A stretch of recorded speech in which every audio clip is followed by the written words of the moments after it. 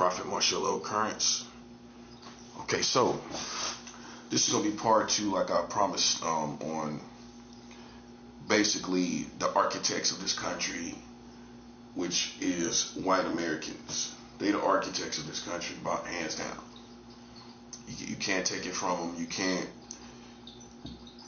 act like anyone else built this country. The reason why this is something to take note of is because this is where the danger lies for why things are going the way they're going. Right now, is a danger zone. It's a danger zone for all the threats against that ownership. Like I said in the first video, if you owned a country, would you feel the need to share it with somebody else? If an African community built a country, you gonna share it with somebody else? No, you're not. No, you're not. You're not gonna share it with nobody else, especially if your ancestors paved the way for their family to have it, for you to have it. Just like white Americans, their family paved the way for them to have it. Okay, so I learned to be within reason, within understanding. You know what I'm saying? They can pay you, but you can't have it. So we could have never won America because they have proper ownership over this country. They are the architects of this country. They are the architects of this country. That's the bottom line. You know, so even if you made it past racism, you wouldn't make it past proper ownership of the country. Okay? So that's where we kind of left off. Okay, and what I wanted to, the reason why I wanted to pick up on part two is because of the Hispanic and Latino position. You know what I'm saying? And this is not out of hate. This is not out of wrong motives. This is just the truth. You know, with the overpopulation of Hispanic and Latinos in this country, it's a problem to those who own this country. The biggest problem you got right now is how they gonna get all these people out of here. And if you think they're gonna stop at ICE, they're gonna have different ways. That's why they don't halfway want to give the food stamps out. Why you think that happened? Because it didn't happen because of black people. It happened because of Hispanic and Latinos in this country, and they don't want to feed no illegal migrants. That's what it is. They don't want to feed no illegal migrants. Trump already made that clear. He don't want to feed them. He don't want to help them. You can go back and listen to the sound bites where he talked about he don't want to help no people that's illegal. So that's the reason why they're hesitating now, and you don't know why they're hesitating. They're hesitating because, and they probably have already been in those positions where they could have cut the food stamps on before, but it's different this time. Now they realize, you know, that can help illegal migrants. Because this is how you know. You think Hispanic and Latino communities that got food stamps are not sharing their food stamps with illegal migrants? Of course they are. That's common sense. They're already in their neighborhoods, right? What would you give first? Cash or food stamps? You're going to give food stamps. Oh, well, I have some food stamps and you working. Think about it. Man, half of them Hispanic Latinos that's working get food stamps and they got cash. Because they might get paid under the table with food stamps. They might get paid under the table, the whole thing. The whole oo-wop under the table. And they getting food stamps. So then if you come across a family that is illegal and they got kids and everything, what you gonna do? Instead, you're gonna get them cash or food stamps. You're gonna get them the food stamps. You're gonna let them go shop with the whole food stamps. And they already know that. In other words, in the Hispanic and Latino community, the food stamps are gonna trickle down to the illegal migrants because they're hiding the illegal migrants. It's no secret. It's common sense. Okay, if you got all these illegal migrants in the country, where you think they're going to? They not in black people neighborhoods because black people gonna run them off because they taking all the resources. They're not in white people neighborhoods. They definitely are not. Okay, so where are they? Where are they now? Okay, like that show, where are they now? Where are they now? Where are they now? They're in Hispanic and Latino neighborhoods. That's what it is. They're in Hispanic and Latino neighborhoods. And this is the most betraying time for Hispanic and Latinos because they're hiding the migrants. They're giving them food. They're giving them money. They're giving them. It's common sense, bro. It's common sense. So, like I explained before ICE came out, they gonna wind up playing with American citizens or everyday Hispanic or Latino Americans that's here in this country. They already doing it. You know what I'm saying? I knew that was gonna happen because how you gonna know the difference between an illegal migrant and somebody born in America? How you gonna know that? How you gonna know the difference between an American citizen and an illegal Hispanic or Latino? How you gonna know the difference? It's no indication. They're gonna get clothes like everybody else. In the beginning, they might have like some little, different clothes that ain't from America. But even then, you can't come and talk to somebody because they look like they from a different country. See, that's why it's becoming racism, because they gotta look at your race. ICE ain't gonna say that, but they got to. They ain't gonna come up to white people and say, or let me check your ID. So they gotta target Hispanic and Latinos. They got to. It is becoming a racial thing. It's based on race. How it's not? They can't come up to white people. They can't come up to black people. Not really. Okay then. So who you think? They're gonna look at you in your race. They're gonna size you up and ask you, are you illegal? Or let me see your ID or whatever. Let me see your ID, how long you been in this country, etc., etc.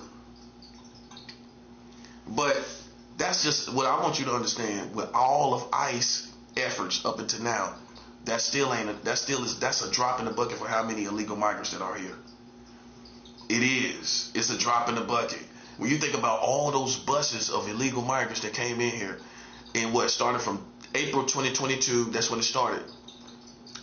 And you might as well say to January of last year, this time last year, that's when it stopped. So that's 3 solid years, almost 3 solid years. But definitely 2 solid years of buses coming in. Former Mayor Eric Adams, right? He stressed how much this country was being broken by the illegal migrants coming in. Where do you think they all went to? They all went to Hispanic and Latino neighborhoods and blended in. And blend in with ain't nothing you can do. It's too far gone. And you ain't gonna be able to get them people now. Because if you got street smarts, what would you do? All you're gonna do is stay low until Trump get out of office. If you're smart, you're gonna stay low for 4 years and get out of and wait to Trump get out of office, because it's gonna be less pressure. It's gonna definitely less pressure. It's gonna definitely be less pressure. Once Trump is out of office. Okay, so that's why they milking Trump right now, because nobody else is gonna move like that. That's why you might as well get ready for it, because they're gonna milk him and utilize him as much as they possibly can. That's just what they're gonna do. See, somebody from North Carolina gonna show you the proper perspective. I'm gonna show you the proper perspective, man, because being from New York, people up here, everything is strange. Everything is based on money. You know what I'm saying? You're not gonna see the truth about America in New York. Not when it comes to really racism these days. No, you ain't gonna see the truth. And if you didn't grow up around concentrated racism like I have, you ain't gonna know the mentality of these white people. You ain't gonna know their next move. You ain't gonna know what they're gonna do next, because you're not fluent enough to know. You're not cultured enough on these people to know. You're not educated on these people to know what their next move gonna be. Okay, so we grew up. I done heard so many stories. I done heard so much information. We become like AI. When you're educated on something, you become like AI on any situation. You already know certain things, like AI. Okay, so with white folks, you look at what they doing right now. You put that in the mind of somebody like that. I'm gonna tell you like AI. All these people here, they're gonna do something about it. They're gonna do something drastic about it. And I've been explaining this. Illegal migrants puts all of our freedoms in jeopardy. And you can love them all day. I'm not talking about love. I'm not talking about hate. I'm talking about a grown man perspective of what is going to happen to everyone as a result of trying to voucher for illegal migrants. You're going to lose respect as Hispanic and Latinos. You're going to lose freedom as a black man because of what they doing. That's what it's coming to. You almost lost the food stamps. They wouldn't cut the food stamps off on black people. Think about it. Why you think it even came that close? Because of Hispanics and Latinos, that's illegal. They don't want to help them. That's why it even came to that. That's all it is. That's all it is, man. That's all it is. They wouldn't cut no food stamps off on black people. No. That Trump wouldn't even. Nobody would do that. They doing that against Hispanic and Latinos. You got to read between the lines. Read between the lines. They ain't been like that, so why they like that now? That's all it is. That's all it is, man. That's all I'm telling you, man. So, I'm not fooled. I know what's going on. See, me being from North Carolina, man, I'm a better teacher than somebody from New York. I'm just keeping it real with you. You might not like it, man, but look, I'm going to be better at understanding these white folks than you. I'm telling you, these white folks up here, you know what I'm saying? If they are racist, all they going to do is stand back on you. Stand back and cross their arms, Their racism is almost just modern day segregation. Long as they're in their neighborhoods, Lower Manhattan somewhere, and you're not there, that's all they care about. And they'll sit there and talk to you and don't like black people. In the South, it's a whole different animal of racism, and you begin to really, and really that mentality begins to speak for overall white America to a certain degree, because they're influenced by these same type of people. They're influenced by these people. Okay, so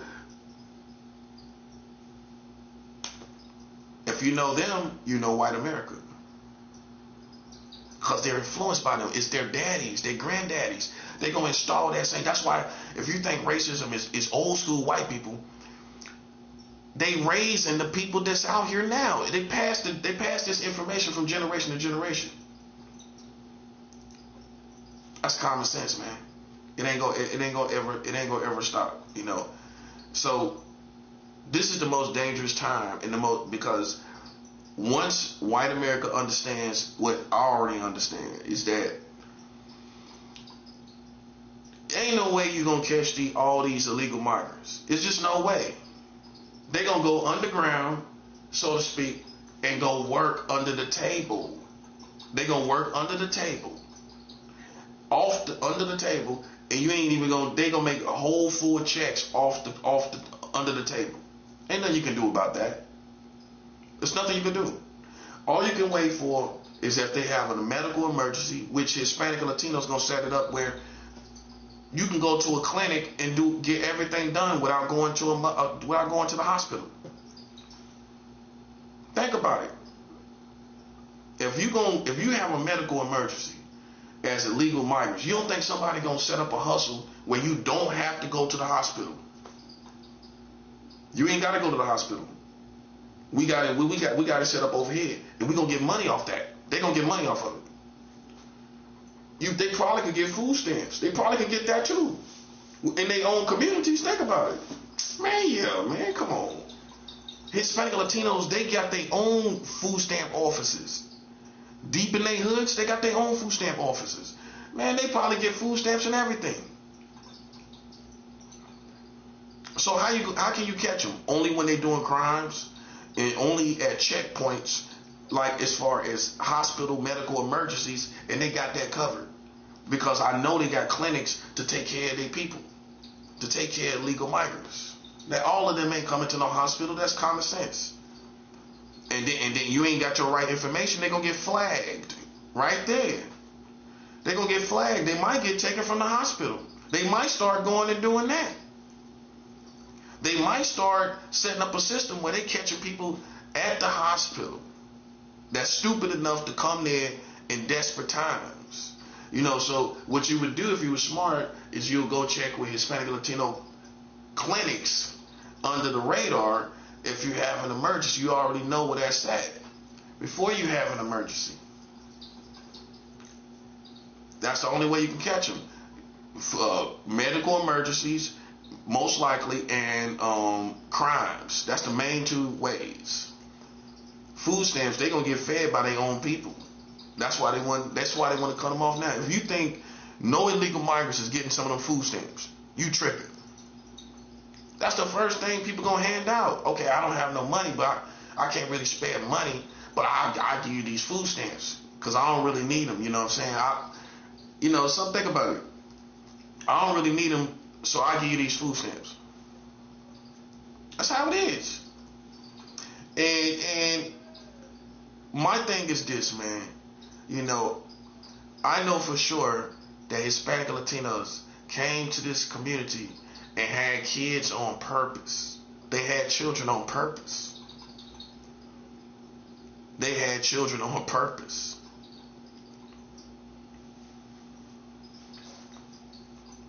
Okay, I know that. I know they had children on purpose. That is considered a military strategy that's an act of war. If you come to a country and decide to bring your people here and overpopulate the country so that you can have it, that's not an act of war to you. It's worse. It's worse than war. If I come here and have a whole bunch of kids for whatever reason, however I got here, and I have a whole bunch of kids and I overtake your country through overpopulation, through a dense population, you telling me that's not an act of war? That's worse. We're going to take it for ourselves. It's ours. That's worse than blowing you up. That's worse than missiles and rockets. You know what's worse than missiles and rockets? Overtaking a country for yourself. And see, what you thought was, oh, these people are just, they just love each other and they having kids. Come on, that's common sense. How we know that's not true? They give citizenship to children even if the parents are illegal. So you telling me nobody ain't gonna think about having kids, and your kids can have citizenship, which means you might can stay here if your kids have citizenship.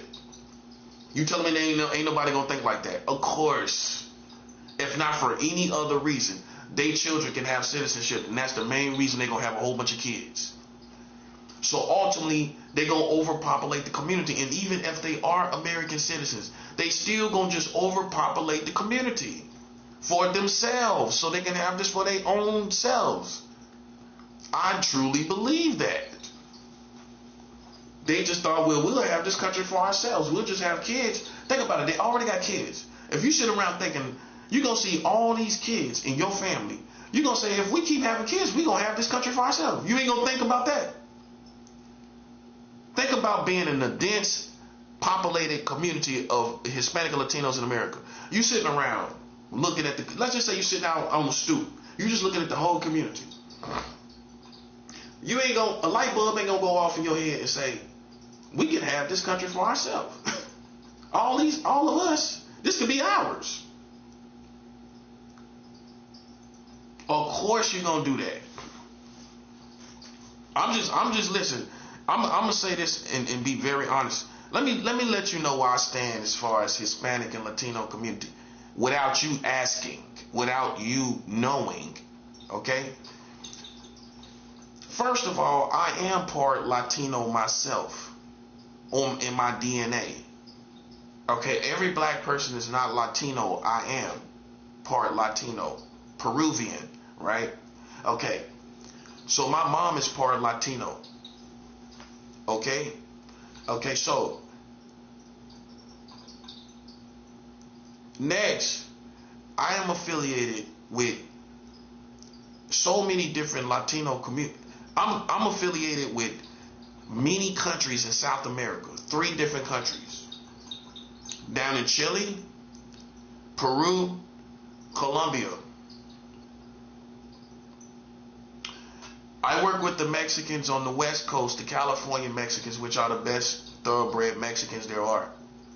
They the best. They act like black people. They look at you face to face, eye to eye. But this is what California Mexicans got to understand. East Coast Mexicans are indifferent towards black people. They don't see us as their own. They don't embrace us. No, that's true. Let's keep it 100. Let's keep it 100. Here in New York City, Mexicans can walk by you and they see through you. They don't see you as their counterparts. You go to LA, Mexicans talk junk to you just like black people. They treat you like they own people. I've had it. I've seen it.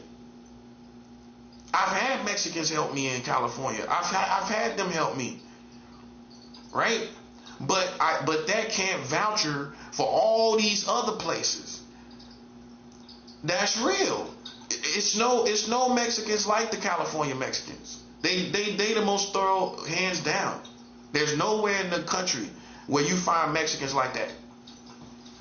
And that's why I still stay in contact with them. So you see, I'm fluent and cultured enough to know the difference between West Coast Mexicans and East Coast. You ain't never been there, so you don't know no better. You don't know the difference. They just like black people. I'm serious. In California.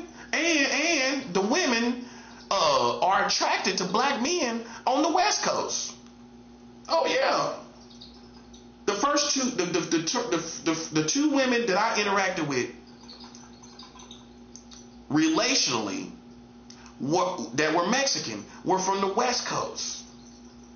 LA, Los Angeles, when I was living in Los Angeles, and when I was living in Phoenix, Arizona, when I was passing through Phoenix, Arizona, and Los Angeles. That's basically West Coast. Phoenix is basically West Coast too. When anybody that goes through the Greyhound know you got to go through Phoenix to get to California. And you're going to have a layover. It's a mess. It's like the gateway to the west. You know, you got to go through Phoenix. And so, I met a Mexican lady over there, and she befriended me or whatever. And it's more love over there from with black people and Mexicans. But it's not the same thing over here. Okay, you can talk about the Bronx, the black and the Puerto Rican. That's a drop in the bucket to what I'm talking about. That's a drop in the bucket. And then that's Puerto Ricans, not Mexicans. Okay. Puerto Ricans are not the one migrating here illegally. They don't have to. They don't. So we know that, right? Okay. So there you can't even address them. You can't even see. I'm fluent enough to know the difference between Mexicans and Puerto Ricans. And some people are not. Some people ain't that fluent. I mean, you'll be surprised at how many black people just really don't differentiate the difference, especially down south, between Hispanics, Mexicans, and Puerto Ricans. Puerto Ricans are here. It's always going to be legal. I mean, there's no way Puerto Rico is America. They always going to be legal. So you're not gonna find them doing things that the Mexicans do. You're not gonna find them, so you can't blame them. You can't bring them into the equation at all. So what I've noticed, like I said, Mexicans on the West Coast, thorough, they act black, they 100, they look in you in your eyes, they give you eye contact. When they pass you by, they talk to you. They interact with you.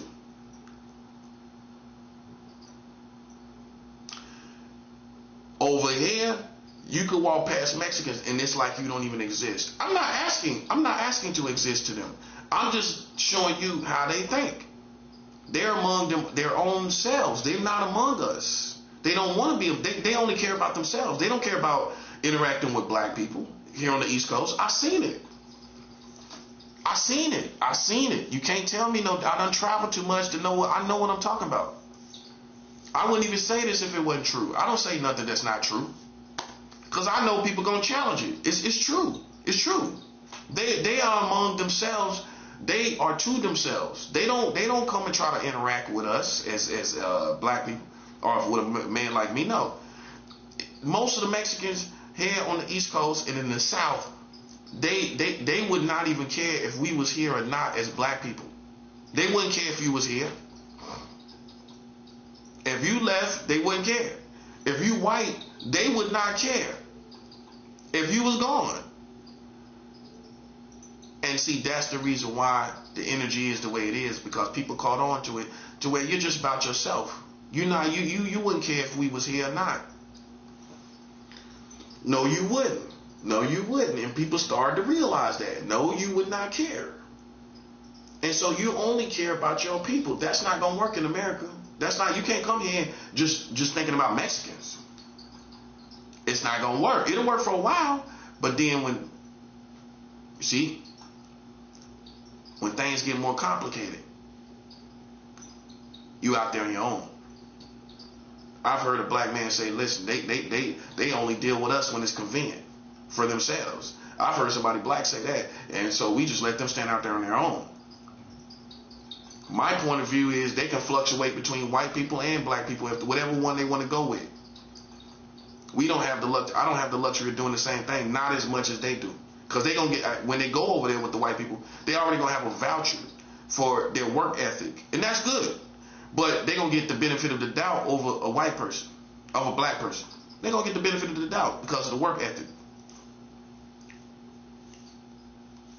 But you gotta understand, as Mexicans that might criticize black people for not working, I took oppression and with the situation. It ain't as complicated, as simple as you think. It ain't just about work, it's about oppression. We have been so oppressed that you have to address the psychology of the oppression that has come from America on black people. So it ain't just, they don't want to work. It's oppression. It's a lot of oppression, and it still goes on. You as Mexicans are not being oppressed by America up until now. Now, yeah, but before you wasn't oppressed. You didn't come from racism, losing your black Mexicans and everything. You didn't come from that. You obviously didn't come from slavery. You did not not at the hands of white Americans. You didn't go through oppression, and then still got to go out here and work. You don't know what it is to be oppressed and have to function in America. We made it where you could just go out here and work, especially you with your work ethic. You can just go out there and work. We can go on a job, and this proves the point right here. We can go on a job. I can go on a job and work and still deal with racism. I done been through it. And you can say we go through it too. Not as deeply as black people. Not as deeply, because see, they already know you're gonna work hard, so they're gonna kind of leave you alone a little bit. They're gonna back up off of you. They're gonna kind of back up off you a little bit because they know you got a work ethic. So why they gonna mess with it? See, one thing about racist white America, they'll work you. Oh, they'll work you. They'll work you and still be racist. So just because you work with white America don't mean they not racist. They always worked us from slavery. They worked you in slavery. They work you after slavery. So for a man from North Carolina, for me, racism is not determined whether you work for white America or not. They'll work you racist as they come and still work you. But they not gonna oppress you on the job like us, like a black man. No, they not. They not. I'm gonna tell you why. Because they already perceive that you have a strong work ethic. Why I'm gonna play with this person? Why I'm gonna play with him or her? They gonna come over here and work, and then when they look and realize you ain't even worried about that. See, Mexicans don't even worry about it because you don't come from a culture of that, like not as strongly as we do. So you're not really worried about it. We're more sensitive to it than you. Okay, so if you go on a job, man, you ain't really. If they say something funny, man, some Mexicans wouldn't even care. And then they might not even understand what they just said, or that they was insulted racially. They might not even understand it. That's being real. You might not even understand that they're insulting you because you're not fluent in American culture if you just got here. You ain't even, so some of them, they don't even know they're being insulted. With that being said, you gonna work for them, and they could be insulting you at the same time, and you don't even know it. Okay? Me personally, I have been. Let me tell you something. Every black person don't go through racism on the job. No, hold up. Every black person can't say I experienced racism on the job. No, I have. But you can't say that you have. Don't assume that we all have suffered racism. That's where it's done got tricky. No, not all of us. I have. I've had a white man, definitely a white man, call me a monkey on the job. That's going to put a different battery in your back. If you ain't never been through that, you ain't going to have the same battery in your back that I do. I done been working and doing what the American community expects me to do. To work, to go out here and fend for myself, right? I done that. Didn't do anything wrong to this person, I promise you. Didn't do anything. This person called me a monkey. A white man. I was working. I wasn't on the streets begging somebody for money. I was working. Now, you don't think that's going to make a different worldview for me in America? You don't think I'm going to form my opinion a little differently than a black man that ain't been through that? Of course, me and him going to have two different perspectives and worldviews on America. See, that's the truth. Those who experience racism is going to be different than the black people that don't experience racism. You're going to be more lenient to the white people. Yeah, you are. You're going to be more tolerant, and your worldview is going to be a little different. Like as if, nothing don't really go on. That don't really go on no more. Because you haven't went through it. Then you'll find somebody here that goes through racism, and their worldview is going to be different about white people and America. It's going to be different. And that's the two categories of people. Those who experience racism and those who do not. That's what two different black people. If you got these rappers, no disrespect, but they rich and whatever, they ain't never experienced no racism, then they worldview gonna be different towards these white people. Then you're gonna have somebody that maybe they got money, but they went through racism. They gonna move differently with their money. They gonna move differently. They gonna do differently stuff. They gonna do different stuff with their money. And so that's really the main two categories. Those who have experienced racism and those who have not. And they not gonna move the same. They not one and the same. And one can talk about it and one has experienced it. And that's the difference. That's the difference. If you have not experienced racism at the hand of a white person, right to your face and call you a racial slur or a monkey to your face. To your face now. I was in Florida. When this happened. My grandmother was alive when I first went to Florida. She didn't want me to go down there because it's racist down there. I didn't know. My grandmother knew. It's a racist community. I went down there, and the first job I got, in Florida, this dude called me a monkey, a white man. The first job. So while you think some people are just having a dated message and they're talking about the man and what the man is doing, some people gonna paint this opinion like you talking about the man, and it's a dated perspective. It's not dated to the person that just experienced racism. It's not dated to the person that experienced racism. It's not dated to me. It's not a pastime worldview for me. It's depending on what you experienced in America. Everybody don't have the same experience. That's why there's well-to-do black people that can't speak for black people that experience racism and all kind of other stuff. They can't speak for you. Okay? They can't speak for the everyday black person. No, you can't. No, you can't speak. I've been through it. I've been through a white person, and I'm working and doing what I'm supposed to do. As a young black man on top of that. This is why I don't have any tolerance.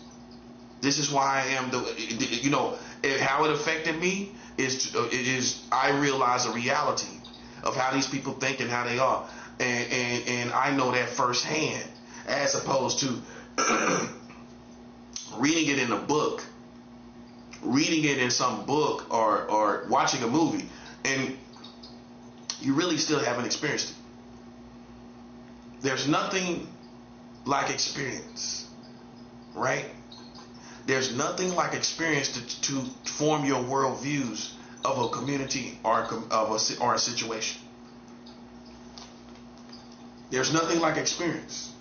You know what I'm saying? And that even goes for white people that will vouch for all black people until you live with black people and you go through the ratchetness and you go through the ignorance and the politics.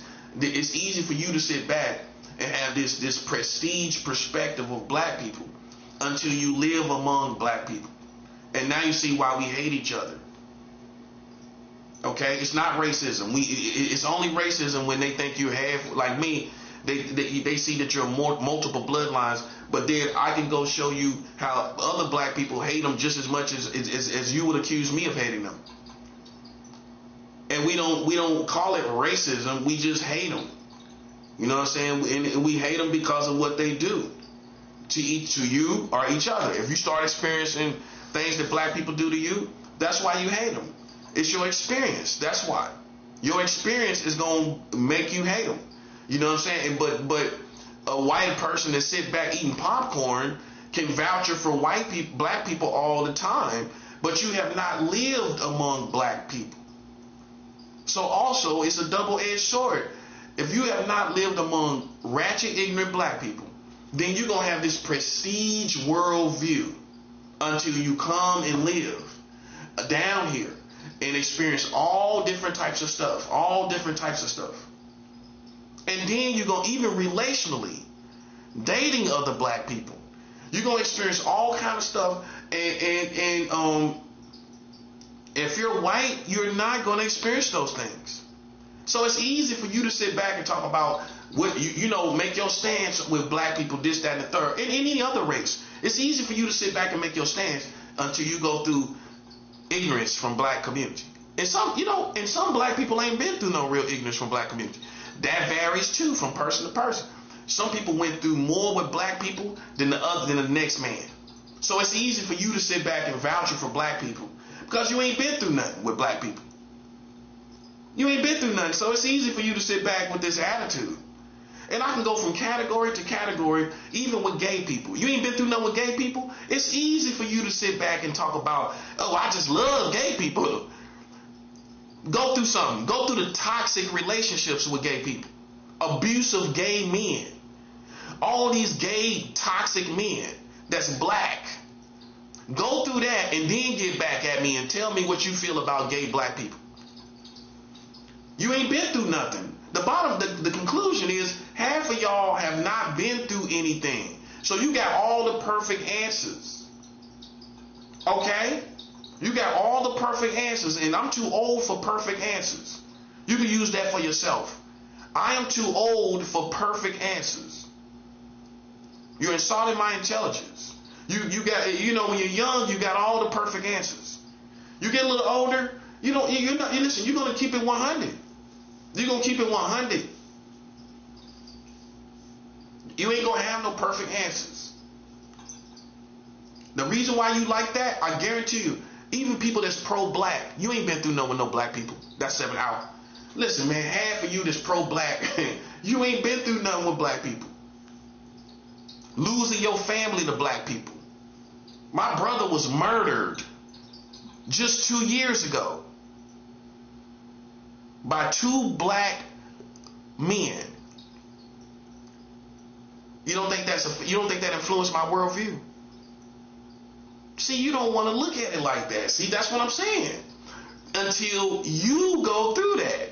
Now, when you go through that, you gonna form your opinion and say we ignorant and we kill each other, we hate each other, and you're gonna be all like that when you go through something. Okay? I lost my brother to black people. They killed him. They killed him, and he wasn't even a bad kid. He was a young man. He got killed by ignorant black people right in Charlotte, North Carolina. That just happened less than 2 years ago. That happened in 2024, right? It's 2026, 2024. Look how long, that wasn't even a long time ago.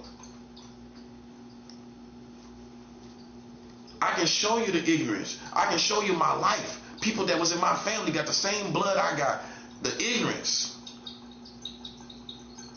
But it's easy for you to sit back and vouch it, but you ain't lost no brothers to black people. See, there becomes a category that white people don't know and that a lot of black people don't know when you start losing family to black people. Have you lost some family to black people? You haven't, have you? That's what I'm talking about. That's 7 out. You ain't lost no black people. You ain't lost your own family to black people yet, have you? Oh, just wait for it. Just wait for it. You might. And guess what? I guarantee you, if you really love that person, it's going to change your worldview. I promise you, man. You can say you love black people all day long, but until you go through something with them, until you go through something with them, your mama should be telling you this. Until you go through something with them, you're going to have all the perfect answers. And you live long enough and go through something with them, you're going to form a whole different opinion. See, some people that got rich and that's black, they got out the hood before it happened. They didn't go through no real misfortunes with black people because they got out the hood. You know, all these leaders, all these people, they got out the hood way before they went through the stuff that we went through. You live here long enough among black people, ain't no way in the world you gonna have the same world views as a person that got out the hood when they was like 19, 20, 21, 22, and you never came back. So it's easy for you to sit back and talk about my people, my people. I mean, like the Spike Lees of the world. Spike Lee didn't stay in the hood too long. No, he didn't. He started making all the movies and everything. It's easy for him to go sit back and vouch for black people. Now come among black people and go through bad, toxic experiences with black people. And then I guarantee you that's going to change your worldview. So it's easy for you to sit back and be pro-black, but you got out before anything happened to you. Yeah, you did. You got out before anything happened to you. You got out before people started killing your family. Before black people start killing your family. So it's easy for somebody like that to give you the perfect answers because the truth is they ain't going through nothing. They ain't got no experience with black people no more. I mean, you know, they just making movies, they doing all this stuff and everything. They ain't down here getting played and played with by black people. They ain't getting played by black people, they ain't getting played with by black people. So it's easy for them to sit back and say, I love my people and everything, woo. But you ain't among these people. It's a whole different animal, man. And we all know that. You know what I'm saying? The prophet is just gonna keep it 100. You know what I'm saying? Like, it's easy to sit back and give the perfect answers as pro-black, rich America. Now come back down here and live down here. Come live among these people again. And I guarantee your perspective and your experience will be different. You know what I'm saying? You're gonna critique that. I guarantee you're gonna critique that perspective. It's gonna be a critique. I guarantee that. Oh yeah, you're gonna critique it. So it's easy to judge the man that's in the middle of these politics like me, right? Where they got out of control. I didn't get out of control. They did, right? Okay. So they can't find me getting out of control. They can't prove where I was out of control, can they? No. That's what I'm talking about. So what that becomes? All that becomes is ghetto hearsay. That's all it is. At best. In a world that talk about receipts, you ain't got none. You ain't got no receipts. Where the receipts at?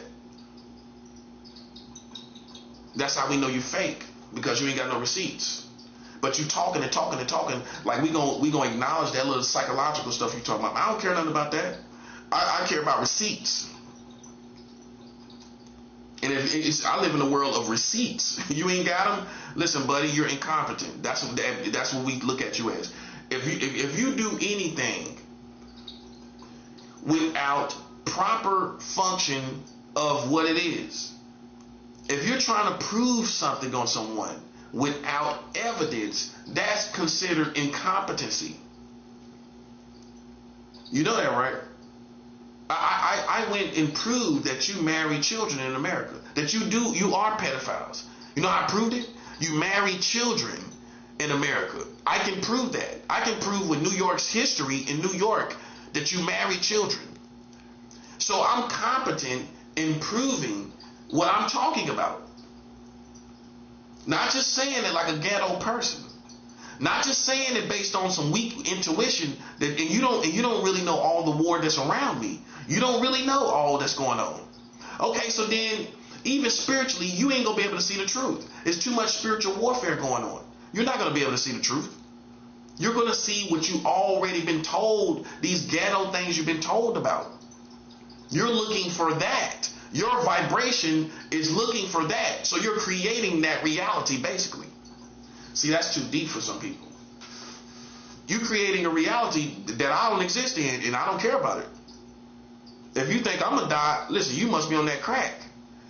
I'm gonna live and I'm gonna watch all my enemies pay the price. That's it. That's all I'm saying. Because listen, man, how I feel is this. I am not subject to your opinion when you marry children. That's number one. You can't marry children. I don't care where you come from. If you're here on American soil where these people marry children, long as you're on American soil, listen, buddy, ain't no way in the world you gonna tell me about myself. Ain't no way you gonna do it.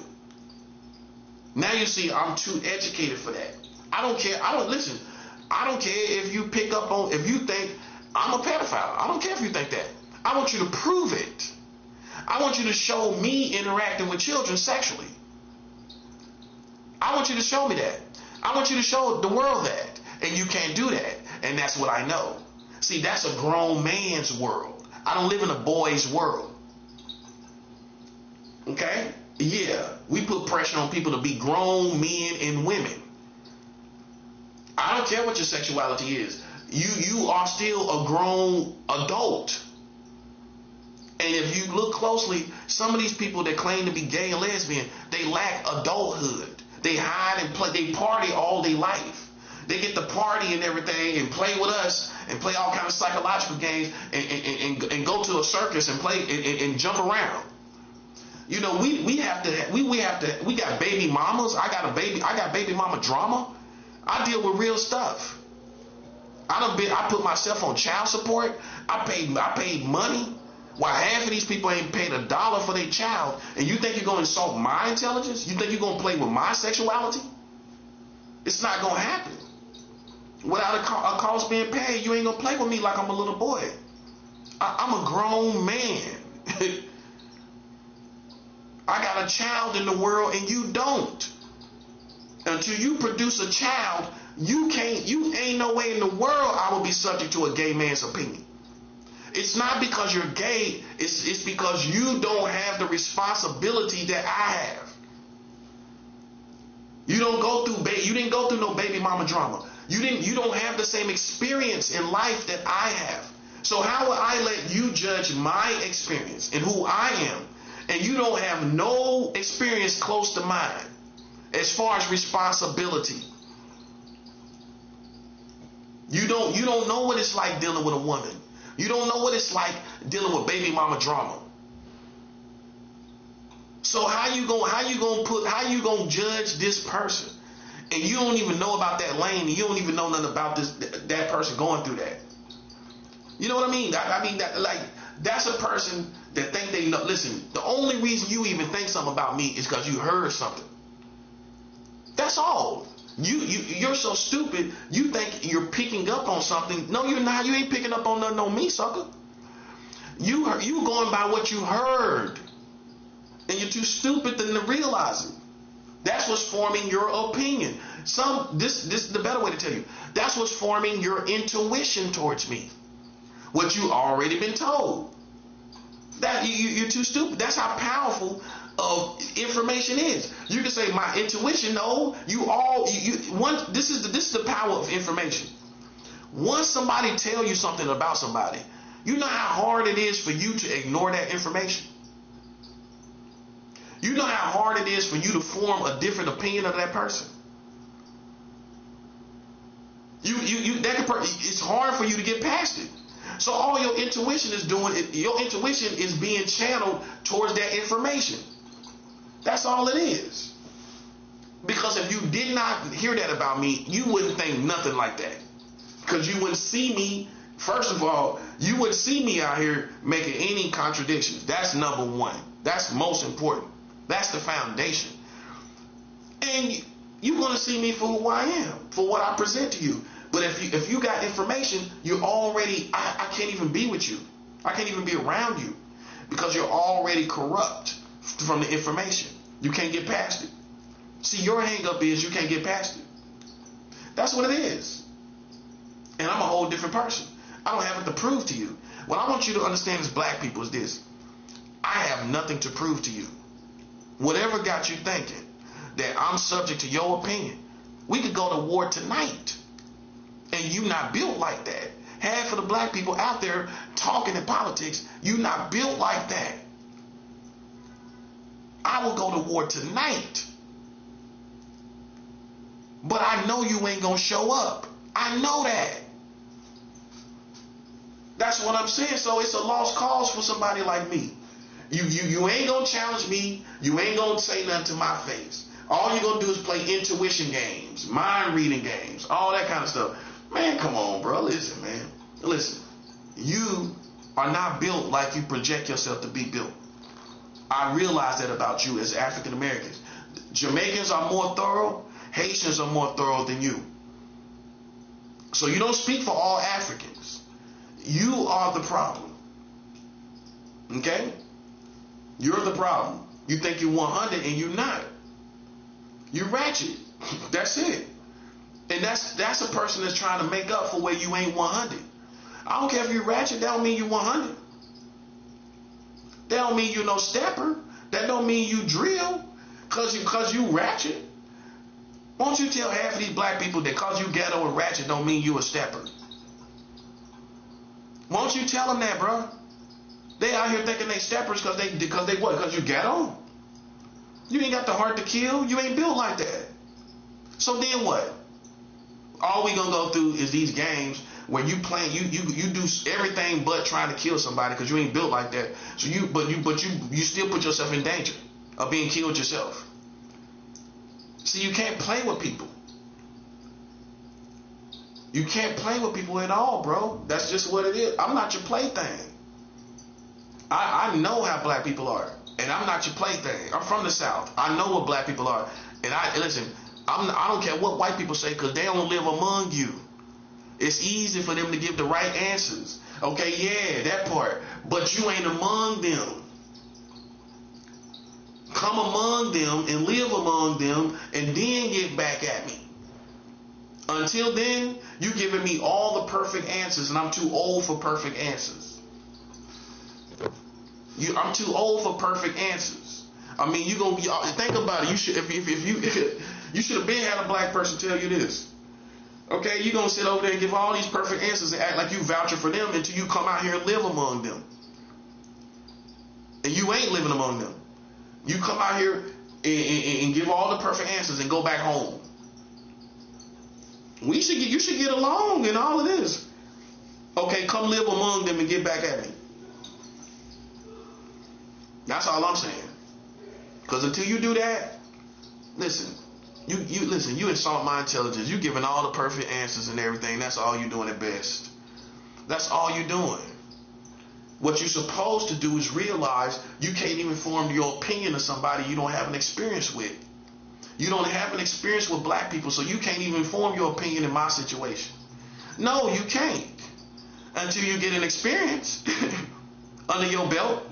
Okay, then you can talk about it. That's why I don't have no problem with real black people. You know why? Because they're going through the same thing. That's why they not saying nothing. You know why they not saying nothing? You know why real black people ain't saying nothing? Because they feel the same way. That's why. We actually hate each other. Okay? And you know why we hate each other? First of all, because of conspiracy. Talking too much. Talking about things you don't know nothing about. That's the first reason you get hate from other black people. Talk about stuff you don't know nothing about. Big old mouth talking and everything. And then you ain't got the heart to confront nobody. That's what I'm saying. You're not man enough or woman enough to do it. In another community, some people would have been confronting me. And they would have asked me, and I would have gave them the conversation. And I would have knew what information was said about me. I don't even know what's all said about me. That's how bad it is. No, I can't tell you. I don't know. And if you was man or woman enough, you should want me to know. You should want me to know exactly what was said, and I can defend myself against what the information that you talk about. I can't even do that. I can't even tell you, oh no, I was here what year was that? Oh, I wasn't even over there. Oh, when did that happen? Oh, I was over here. When did that happen? Oh, I was over there. I can't even defend myself against something I don't know, right? Right. Now imagine that. Imagine them acting like they. Listen, like I'm subject to their opinion, but you're not even man or woman enough to come and confront me about it. I'm confronting you. You can't confront me. That's the difference. And I go out in public like this. I check people. If you think it's subject to these videos, man, ask Brooklyn, ask Utica right now. I check people right here already. Maybe you in this building, you don't know that. I done checked people in this hood already. They could have did whatever.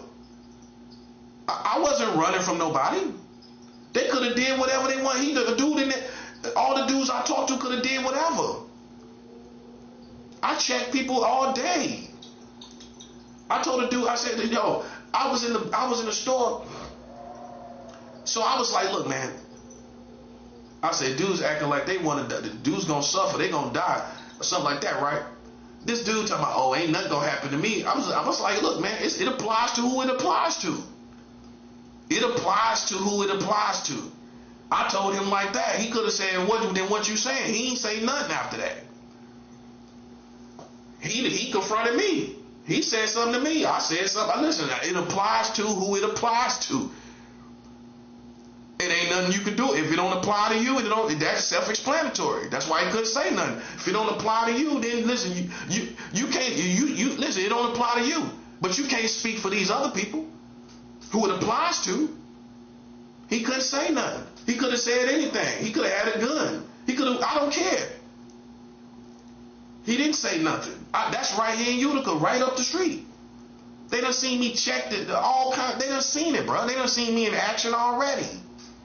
Yeah, they already seen me. So if you don't know, if you think I'm one of these little cool, collected, Casanova type of black dudes, man, I done checked people in Brooklyn already, man. Already. Okay, that was like a couple months ago. Okay, so while you might, whatever you thinking in this building, man, I check grown men. Yeah, stop playing with me, man. I come up and pull up on people. You know what I'm saying? I did it. I was down there at the other end, from one end of Utica to the other end. I pulled up on these like 3 or 4 black people. They talking about, oh, he's psycho. Oh, no, I'm not psycho. I'm listening. If you want smoke, I'm gonna see what it's about. That's it. That's manhood. That ain't like I like to say. Listen, I'm a man in the hood. Call it manhood. That's a rap line I made up the other night. Listen, I'm a man in the hood. You can call it manhood. I walk like a man in the hood. You can call it manhood. You're supposed to walk through the hood like a man. You don't walk but subject to another man's opinion. You don't even, nah. A man ain't built to walk around like that. You walk around like a real man. See, unlike you, I was raised around real men. Real brawny, masculine men, right? And if you ain't have no backbone, listen, they gonna run you over. If you are raised by real men and you don't got no backbone, they gonna make you get a backbone. And you can't be soft and get raised by real men, because when you go into arguments and conflicts with them, which you will do, if you ain't used to interacting with a grown man or in arguments and things like that, you gonna be soft. That's why I can confront grown men, because I started with my family. Okay, that's why you think it's fake. You know why? Because you was raised by women. I was raised by grown men and women. I can confront grown men. I know how to do it. You get it. You get smashed and you crash out from trying to do it. I can confront a grown man, and he gonna respect what I'm talking about. He gonna respect what I'm talking about. Ain't no way in the world you gonna sit up in me and tell and I'm subject to your opinion. I don't care about your opinion, because you ain't man enough to say it to my face. You not adult enough to say it to my. No, you not. You know you won't. You know why you know you won't? Because you don't know for sure about anything, do you? I know things for sure. I know you marrying children for sure. I know New York married children. They was marrying children for sure. Okay? That ain't conspiracy theory. How's conspiracy theory? You can Google it. It's right there. It's right there. How's that conspiracy theory? I don't have conspiracy theories. A prophet don't have. I don't talk about no Area 51. I don't talk about UFOs. I don't talk about no crazy stuff, because I don't care. It could be real. I don't know. I don't care. You know what I care about? Things that really affect my life. That's what I care about. Like these ratchet black people talking about stuff. I'm talking out of term and don't know what they talk about. That's what I'm talking about. And then white people can sit up and vouch for the same people, but you ain't lived among these same people. That's why you don't belong in our politics. If we have problems among black people, how somebody else gonna be in it? And I ain't gonna be in white people's problems. How I know? How am I gonna be in his problems? Okay? Same thing with Hispanic and Latinos, particularly in your issues. What would I be like as a black man over here talking about what some Mexican dude done did? That's out of pocket. I don't know them. I don't know Mexican culture. I don't know Mexican people. The arrogant people say we know people. You the one you get smashed and you crash out here. Man, listen, bro. Listen. You're not as aware of people as you think you are. It's arrogance. People that think they can read everybody, arrogance, buddy. See, what a wise man realizes is I know nothing. I don't know anything. I just let everything come to me, and then the truth is revealed. I don't come in thinking I know something about somebody. You're not disciplined enough in your spirituality to even hold that position. You come in with information thinking you already know what's going on. Man, you don't know no better. See, what I do, I don't try to read people. You know what I do? I let people be who they are. And when that's facts, then I have the right to say you are this or you are that. You know why? I didn't try to read you. I let you be who you was. And I let you say what you said or do what you do, right?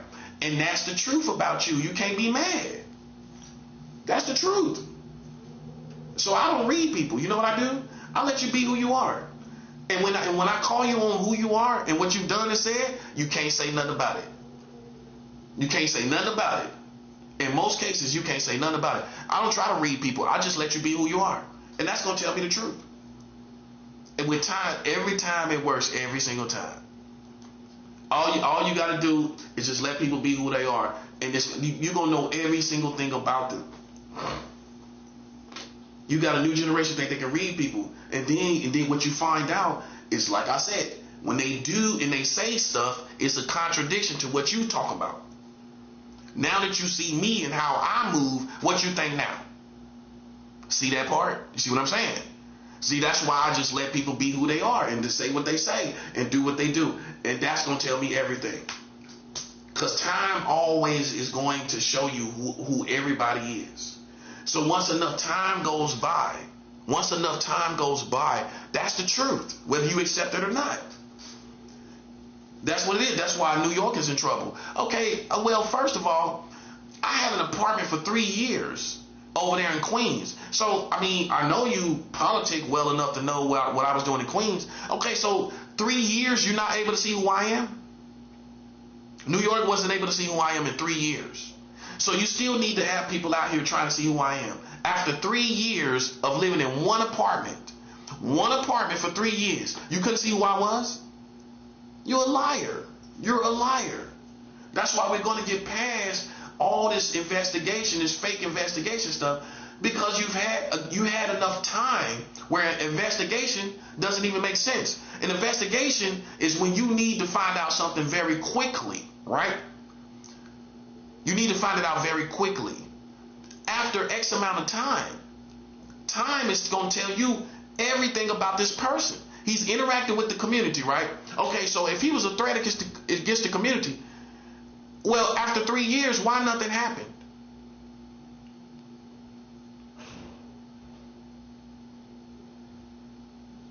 If he was a sexual deviant, why didn't nothing happen after 3 years?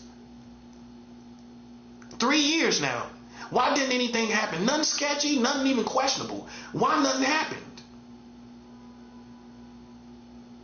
If he was against black people, white people, all these interactions, why didn't anything happen that was questionable?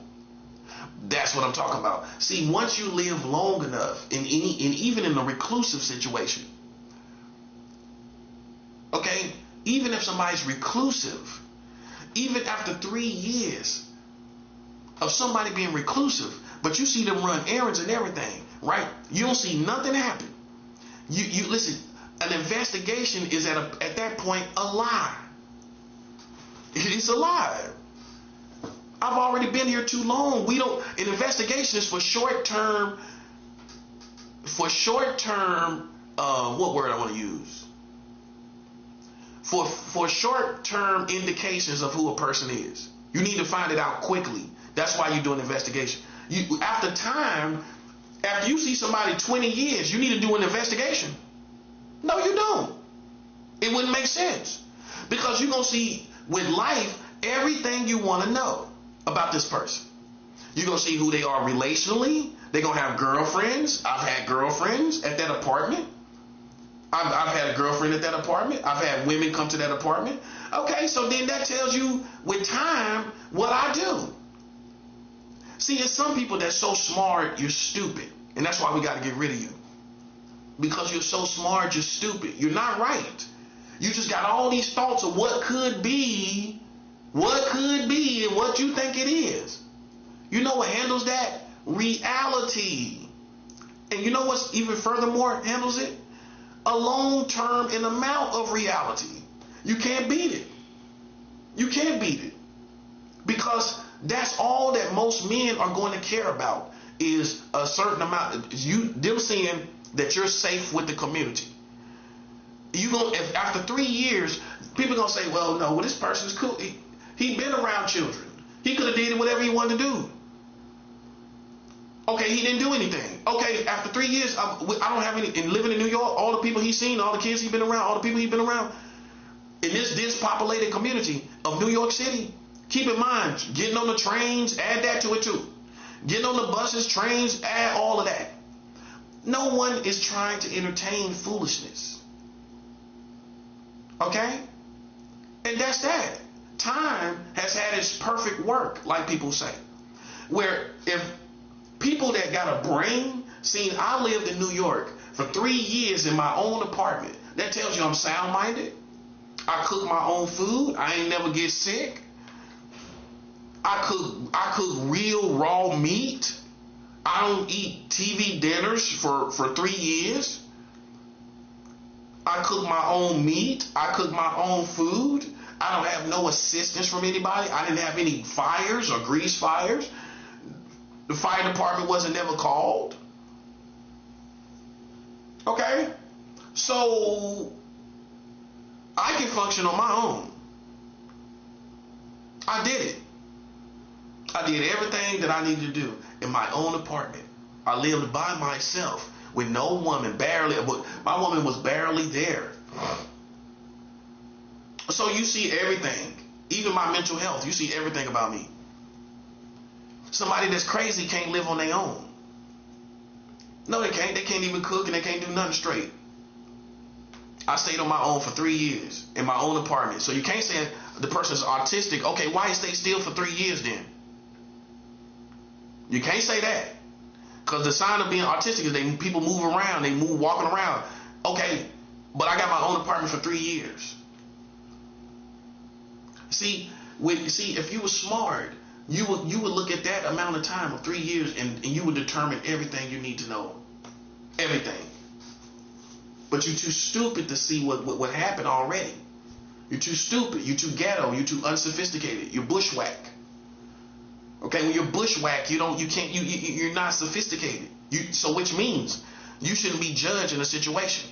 The judge has to be sophisticated and professional and wise and discerning to say, okay, this person had his own apartment for 3 years. That's it. Case closed. Well, what you mean? Enough time went by for us to see everything. Nothing happened. You don't have an investigation after 3 years. You have no investigation after 3 years. Okay? I'm sorry to tell you, you don't. The truth is, you are ignorant and you have fun playing the game. Okay, that's the truth. It doesn't have anything to do with me. You want a game to go on because your life is pathetic and you're a loser and you just want this game to go on. You like sipping tea. You're ghetto. That's what it is. I'm going to tell you about yourself. You're ghetto. You like sipping tea. You don't need to know nothing about me. I've been here 3 years in New York. I can see if it was somewhere else. I was here for 3 years. Right? Man, come on. And before that, I was all throughout New York. For anybody who can go back further, I was living everywhere. I lived in Harlem. I lived in East New York. I lived in Bed-Stuy. I walked through all those people. Nostrand and Bed-Stuy, Nostrand and Fulton Street, all of that. That's what I'm trying to show you. I don't have nothing to show you. Utica's beneath me. You beneath me. I never heard of you. You know what I'm saying? That's what I'm saying. That's what I'm saying. I lived in East New York. I lived in Bed-Stuy. I lived in Harlem. I lived in Staten Island, where Wu-Tang Clan is from. I stayed in Staten Island. I walked through all those people and passed every smell test. And who I supposed to be subject to? And this is what I'm gonna this is what I'm gonna put up against you. All the places I've been through. And here you are talking about whatever you talking about. Right. He done been through Harlem. Did they say something? No, they didn't say nothing. He been through East New York, where half of y'all scared to live. He been through East New York. Did they say something in East New York? No, because he had a girlfriend over there. He was with a woman over there. No, East New York didn't say nothing because they seen me with a female. That's why I had my first girlfriend in East New York. Okay. Did they say something in Staten Island? No. They ain't say nothing. So who are you up against all that credibility? You're a nobody. That's what I'm trying to show you. You just ghetto. You played yourself, listening to people, other people. I don't care if it was my grandmother. If you listen to my grandmother without receipts, listen, I'm sorry to tell you, you in trouble. I don't care. Like a ghetto birthday. Well, we heard this from your family. I don't care what you heard. I don't care if you heard it from my grandmother. And I say that respectfully. I don't care if you heard it from my grandfather. I don't care if you heard it from my aunties and uncles. You better have receipts. And if you don't, you're mine. Right before Valentine's Day. Valentine's Day is next month. You mine now. You mine right now. It's not a game, bruh. It's not a game. You would, and the thing is, you would demand the same actions if it was you. That's how we know you're ignorant. Oh, you ain't gonna let nobody come out here talking about what they heard. You know the most ghetto thing you can say? White people don't know. You know what's the most ghetto thing you can say out your mouth? If you had to pick one thing you can say out your mouth that is most ghetto, what would it be? We heard. That's the most ghetto thing you can say out your mouth. I figured it out. Past the slang, past everything. The most ghetto thing you can say out your mouth. Well, we heard.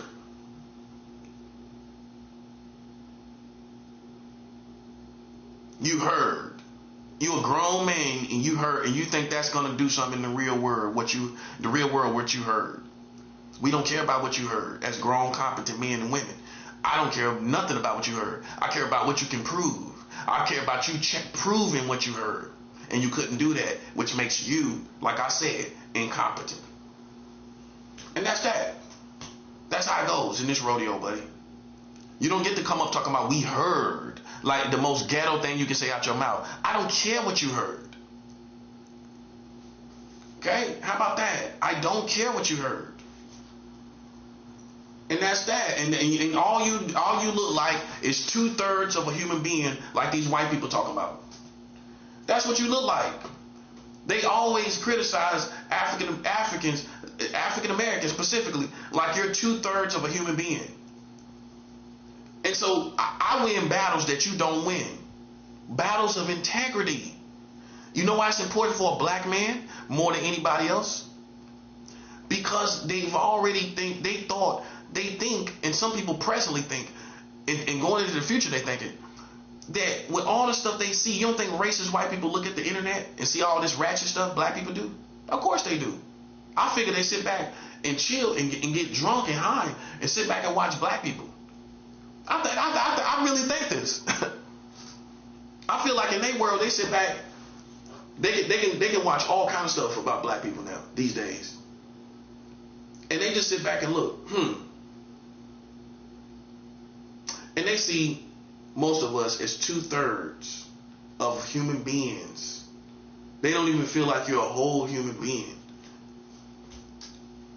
So that's the first battle. That's important. That's an important battle for a black man. For me, it's important for me to win this battle of integrity. It's important for me to win this battle of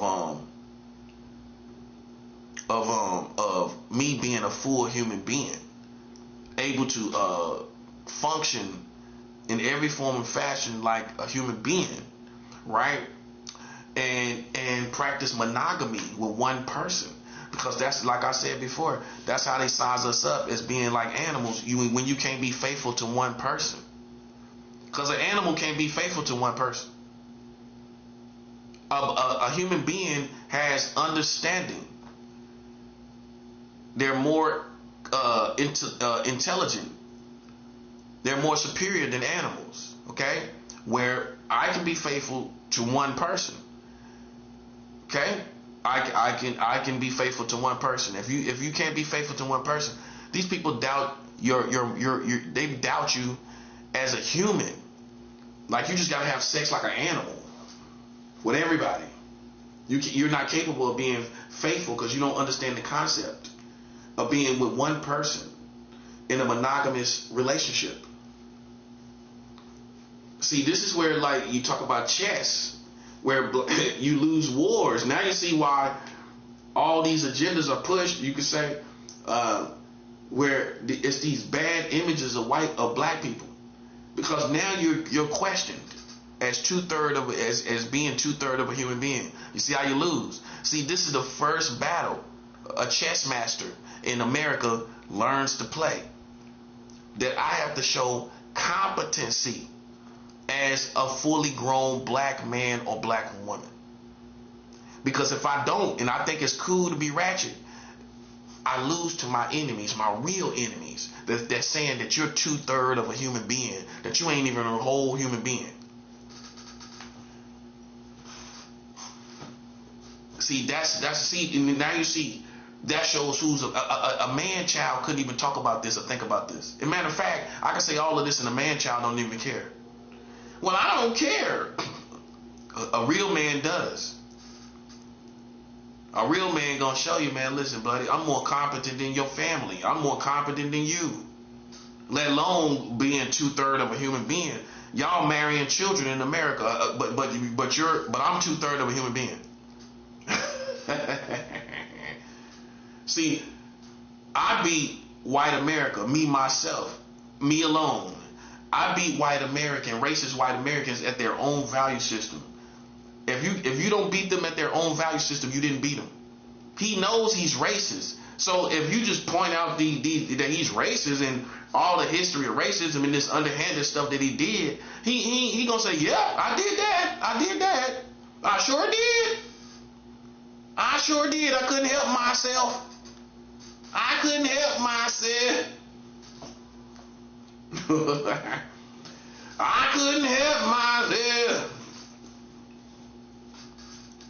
He know he racist. You ain't beating him by showing him he racist. You beat him at his own value system, things he actually care about, and that's what a lot of people didn't look at. And I know he care, even though he's racist. He care about the white children, don't he? Okay, so if I show you that your country is marrying children, I beat you at your own value system as a racist white. You being a racist white man, I beat you without talking about racism in your own value system. You see, no, you don't get that. You don't see. You don't play chess. You play checkers. I play chess. Checkmate. I beat white America at their own value system, the racist white Americans, because I know you care about these children and you've been marrying children here in America. I didn't say nothing about racism. No, we talking about you as a man. We talking about you as a woman. And I know you care about it. Yes, you do. So I can talk about racism. I can talk to racist white people without talking about racism. I can say, oh, you know you're marrying children in America. You know that, right? Huh? What you talking about? You got laws to marry children. That's the craziest thing I've ever heard. This American country would never marry no children. Well, you've been doing it. And if you don't think it's white people that's been doing it, you out your mind. We know that white people passed the laws to do it. I beat you at your own value system. That's checkmate. I didn't say nothing about being racist. I didn't say nothing about your racism. I beat you at who you are as a man without talking about racism. And show me another black man that done it. Malcolm X didn't do it. MLK didn't do it. Because they talked about things he already knew he was. He already knew he was racist. It wasn't no great revelation to reveal those things. No, because he don't care about it. It's not in his value system. It ain't in his value system, obviously, to be non-racist. So if he doesn't care, if he's racist, he probably don't care about racism. Which means he will not be affected. You won't make him feel bad. You ain't gonna make him feel bad pointing out he's racist. So it didn't work. All the great teachings, all this great stuff that Malcolm X and MLK said, none of it beat the racist white man. How did it beat him? He didn't care about it. He did not care about it. Now you see what I'm saying. He walked away. Yeah, that's what I did. Sure did, buddy. Yes, sir. I sure did that. I did that thing. I did that. Man, for anybody, listen, man, let me explain something. For anybody that's, listen, I'm gonna show you, I'm gonna tell you something about you New York black people. You used to not being challenged by black people that's blacker than you. I'm from North Carolina. Whatever these white boys got you out here thinking, you gotta be smoking crack not to know I'm black. Right? Okay, I come from North Carolina. You're not gonna top that as far as being black. No, that's not gonna happen. Only these non-black people think like this. They clowns. They cornballs. But me and you know, like Tupac said, you and I know what's going on, right? Okay, so you know, if I'm from the South, ain't no way in the world you gonna be blacker than me, and you know that. But you know why? Because I live a black experience that you don't live coming from the South. You don't live among racist white people. You're not raised around that. No, you're not. The people that's from New York that was raised around racist white people, they dying away. They fading away. I'm talking about young black people going through racism. That's in the South, where we raised properly, understanding these people. You a New York black person. You used to being non-challenged. You walk around like you a proud little turkey. And then till you find a black man from the South where you don't even make sense to me. You don't even make sense to me. Not challenging me, not playing around me. You don't make sense to me. I don't care what you heard. A black man gonna tell you, a real black man gonna say, prove it. Where's the charges? A black man ain't gonna play no games. No, he not. I don't care if it's about children. I don't care if it's about 1 million children. A black man ain't gonna change his principle because of no children. No, he not. If you don't got no charges, we don't care nothing about what you talk about some children. That's what a real black man gonna tell you. So how you blacker than me when you don't think like a black man? I know how black people think. We ain't trying to hear nothing if you ain't got no charges. And how we know for sure? If it was your family, you trying to hear something what they talking about, and they ain't got no charges. You trying to entertain what they will be talking about in your own family. If it was your family, you will be listening to what they talking about with some weirdos reading this person's mind. No, you ain't trying to hear that. If they playing with your niece or your nephew, you gonna say, nah, we ain't trying to hear that. You got some charges? You ain't got no charges. Then it's the end of the story, sucker. That's what you gonna say. But me is different, ain't you? And that's where you played yourself, little sucker. That's where you played yourself. Because I know. Listen, I know you ain't let nobody play with your family like they playing with me, like you playing with me. You ain't gonna let nobody do it. Right. Okay. And then they ain't got no charges. You gonna let them play with your family? No, you not. See how easy that is? You see how easy you defeated? We go look at your own family, and we know you wouldn't even play these same games. You wouldn't allow these games to be played with your family, now would you? No, you wouldn't. No, you wouldn't. So then how you think it applies to me then? It don't. I don't care what you're talking about. I know you wouldn't care if it was true, if it was your own family. You gonna say, well, they better get some charges. I don't care what they talking about on this mind. They better get some charges out here. And if they ain't got no charges, we ain't trying to hear that. We ready to go to war about it. That's what you gonna say. They better have some charges, and if they did that part, and if they don't, we going to war. That's exactly what you gonna say. And so listen, I beat you at your own game by just showing you your family. That's how easy it is. Okay, so then you ain't Jedi mind tricking me. If you thought I don't care about that. I care about real life. I care about you marrying children out here talking about pedophiles. And you can't be stupid enough to say, well, it's not all of us. That's the worst statement. I hate when people say that. That shows me you have a low IQ. How is it going to be all of us? How is it ever going to be all of us? In any circumstance, with any situation or dynamic, how is it ever going to be everybody in any situation? You're stating the obvious. You're stating the obvious. It's pathetic, man. Listen, man, let me tell you something. This country is in danger. You know what you need to be thinking about? This country in danger. Because this stuff that's going on with these illegal migrants, it's not going to get no better. It's not going to get better, buddy. It's not going to get better.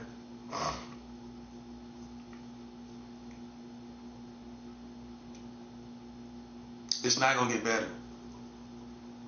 Okay? It ain't going to get better. It ain't going to get better. You know what I'm saying? Because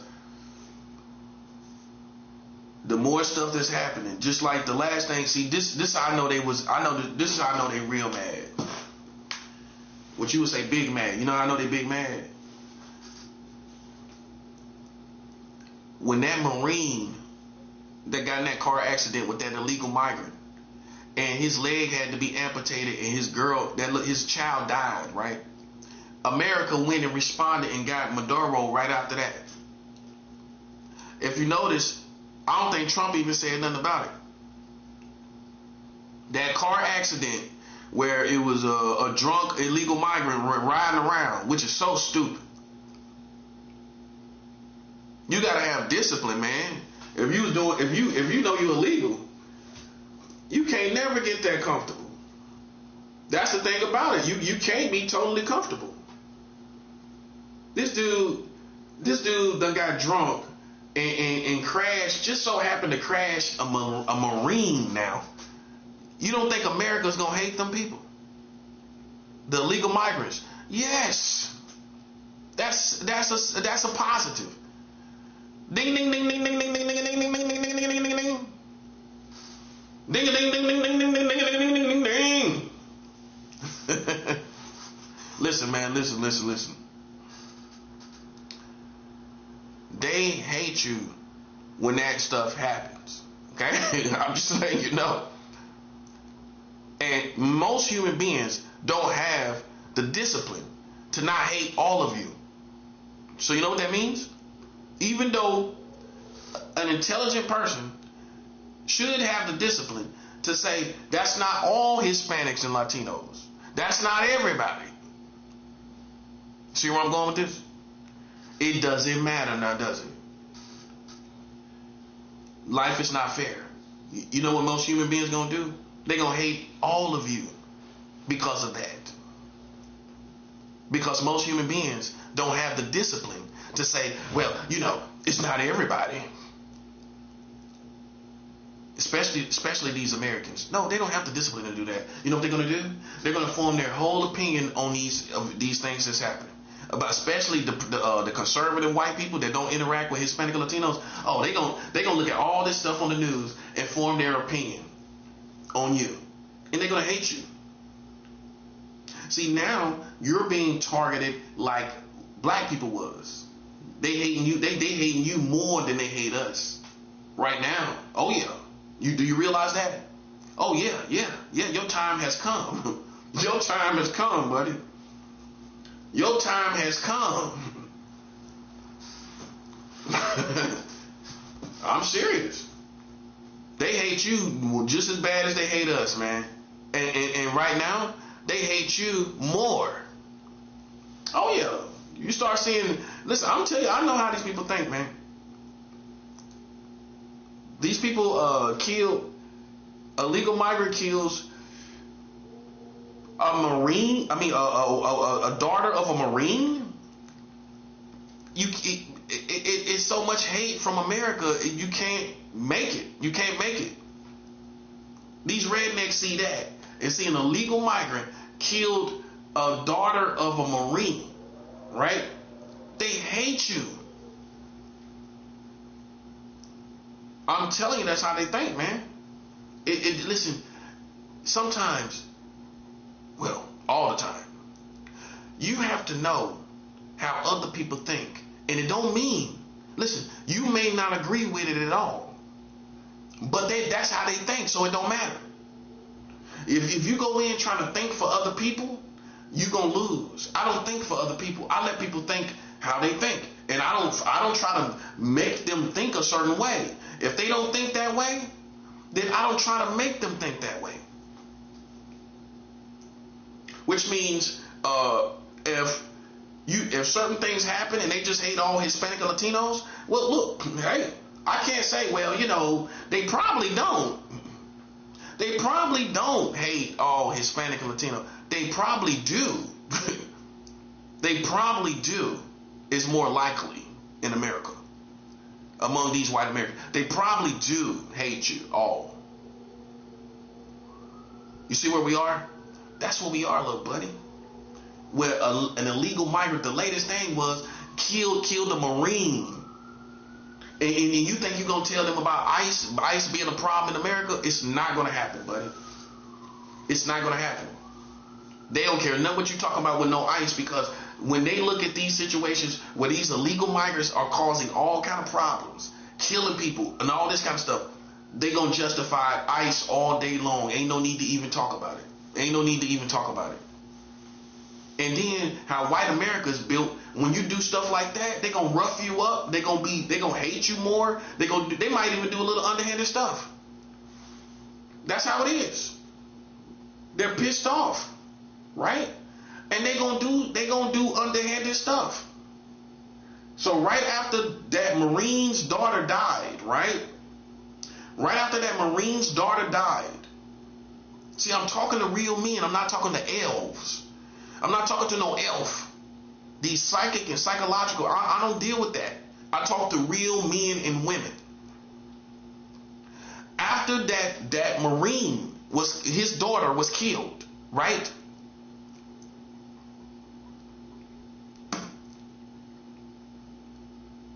They went and got Maduro right after that.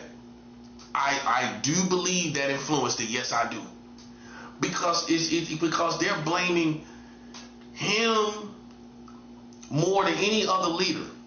If you have not noticed, for illegal migrants being in this country, they're blaming him more than any other leader. They've been doing so for quite some time. Okay. So once you look at another situation where you feel like this person is responsible, what you think they gonna? What you think motivated it? You don't think that motivated it? Of course it did. They went and got Maduro and put him right here in Brooklyn after the Marine's daughter was killed. Okay? This is how this game goes. This is how this rodeo goes. When you start trying to think for other people, that's when you're going to get caught slipping. Living in a cartoon world. I don't live in cartoon worlds. I let people be who they are. And who they are, that's who they are. To me, I'm not going to try to make black people sweet and lovely when we know they ignorant and ratchet. That's what they are. Did I make it like that? Is it my fault? It's not my fault. Hey, you ratchet and ignorant. On the average situation. On the average situation. You got your picks, but they can't speak for the whole overall community. And you have to decide, you either loyal to the present generations of African Americans, or you're loyal to the founding African American generations, the ancestors, like the Malcolm X's of the world, and so on and so on. You're loyal. I'm loyal to them. I'm not loyal to the present generations of African Americans. So you got two types of African Americans. Well, three. Some don't even determine none of this stuff. Where I can be loyal to the past ancestors, but I don't have to be loyal to these people that's right here. See, they'll act like if you're not loyal to them, you ain't loyal to all African. Man, you can't be serious. You make up a pathetic generation of African Americans. That's what you do, right? I don't have to be loyal to you. God don't even want me to be loyal to you. I couldn't even justify being loyal to you to God. First of all. Okay? Second of all, based on all you've done to me, why would I be loyal to you? Think about that now. Let's be 100. See, I've been through things that nobody else been through. So how you gonna, you another one. You're going to give me all the perfect answers. But you ain't been through nothing. So I'm too old for you to give me these perfect answers. You see all these black people playing and conspiring against you, what you going to do? You can't even tell me what you would do. That's what I'm saying. What would you do? If you was me, what would you do? You will fight back, and you will be, if you're lucky, you will be in the same position that I'm in. If you're lucky. That's considering if you've got a real relationship with God. That's considering after you have a real relationship with God, that you know how to fast and pray and give offerings. And that you ain't brainwashed by these religious people where you don't think you need to fast, where you don't think you need to give offerings. Even if you did have a relationship with God, you still could be defeated for a lack of knowledge, as the Bible says. Where you're trying to be a good Christian, and these people gang stalking you, these black folks gang stalking you, and you just a good Christian, but you ain't doing nothing. If you a good Christian and you ain't doing nothing, you know how you know how much trouble you're gonna still be in. You got to do something. You got to fast. You got to give offerings to the Lord. If you look in the Old Testament, the servants of God gave offerings for different reasons. You're giving offerings in warfare times, in times of war. That's what I'm doing. Just in case you think it's a game. I'm giving offerings in times of war. I'm fasting in times of war. Okay? People can't feed me no perfect answers. Go tell these young people the perfect answers and give them hope. And these people out here, and give them hope so they'll have something to live for. So they'll feel like life is worth living. That's what you do with kids. Sometimes people even give them false hopes just so you can keep them alive. You know it ain't gonna happen. You know it ain't no hope. But for a kid, you don't want a kid to not have hope. So some people might feed their kids false hopes and justify it because, well, I want my kids to die in peace. I want my kids to live their last years in peace. And you know a lot of people are doing that right now with their kids. They're giving their kids false hopes. You can't tell them the truth like I'm telling you the truth. No, you can't. No, you can't. No, you can't. What a kid gonna do? Feel overwhelmed. Might be suicidal. That's true. Might be suicidal. If they know the truth, then there is no hope. There is no hope. But you can't feed your children that. See, you can't listen. I don't feed grown men false hopes. You're too old to be walking around here believing that something good gonna happen, and it's not. It's not gonna get better.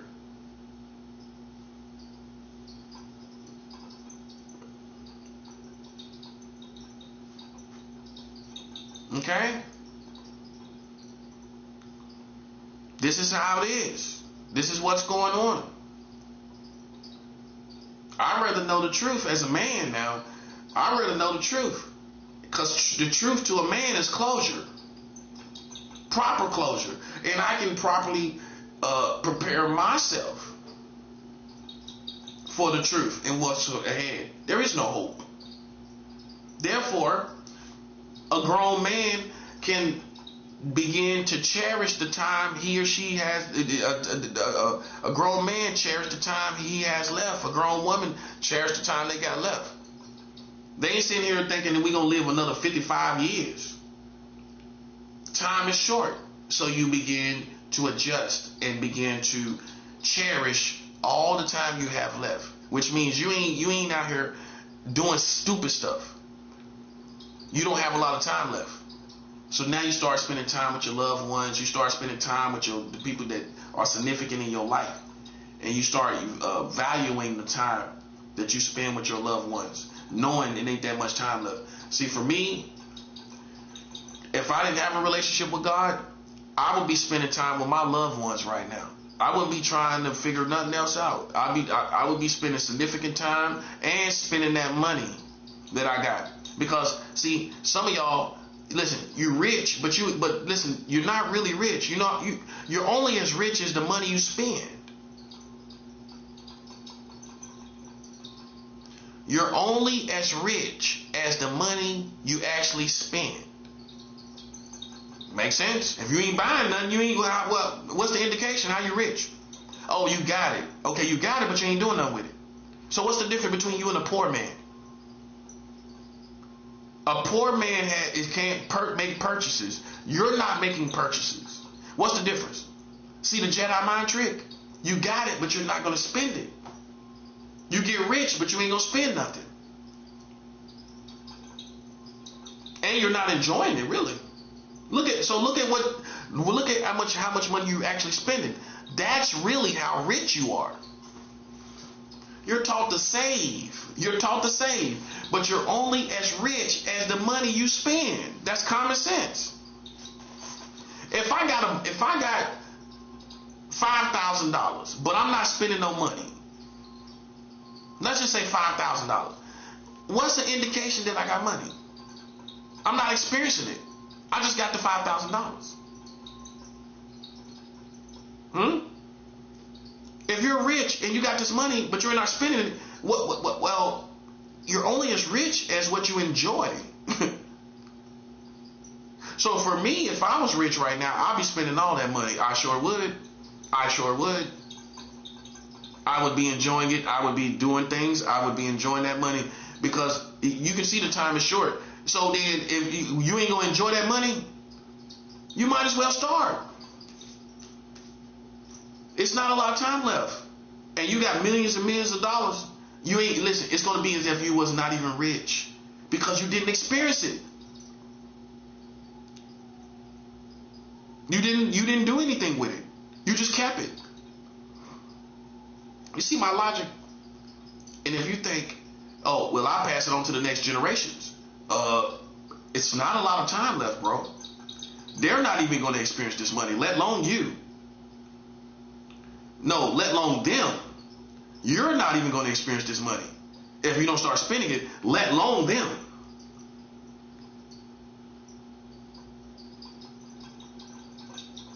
That's where you are, buddy. That's where you are. I would be spending that money like it ain't, like it's going out of style. Because you can clearly see let's say if you got hundreds of millions of dollars. Let's say you're not even a billionaire. You got hundreds of millions of dollars. Look at the time and estimate. How you gonna spend all, you ain't gonna spend all that money.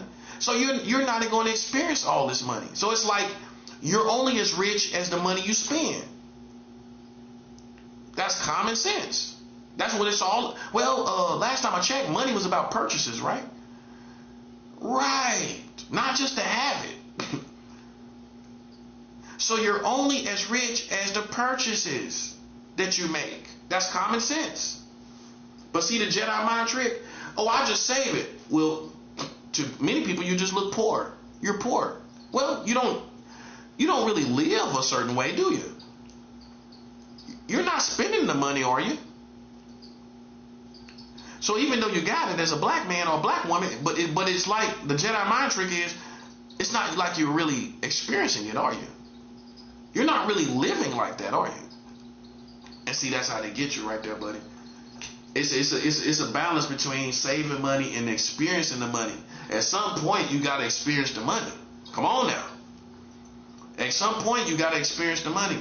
So, come on. That's how you got to do it. And looking at the time that's short, I would be spending this money like it's going out of style. I definitely would. I definitely would be spending this money. I would be spending, yes sir. I definitely would be spending that money. Yeah.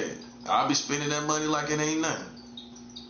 You ain't got no more time left, and all that money just gonna go away. I mean, or the world just gonna go away, and you worked all hard and you ain't spending nothing. Man, I'll be spending all that money. I'm not talking about making big, huge purchases like a $300 million purchase. I'm not talking about like that. I'm talking about just consistently having a good time with my money, spending that money, eating good, all that kind of stuff. You know what I'm saying? Just eating great amounts of quality food and everything like that. That's what I would be doing. That's what I would be doing if I was rich right now. But if saving and sitting on money is just like a poor person, think about it. You're only experiencing certain things. You're not experiencing what you actually have.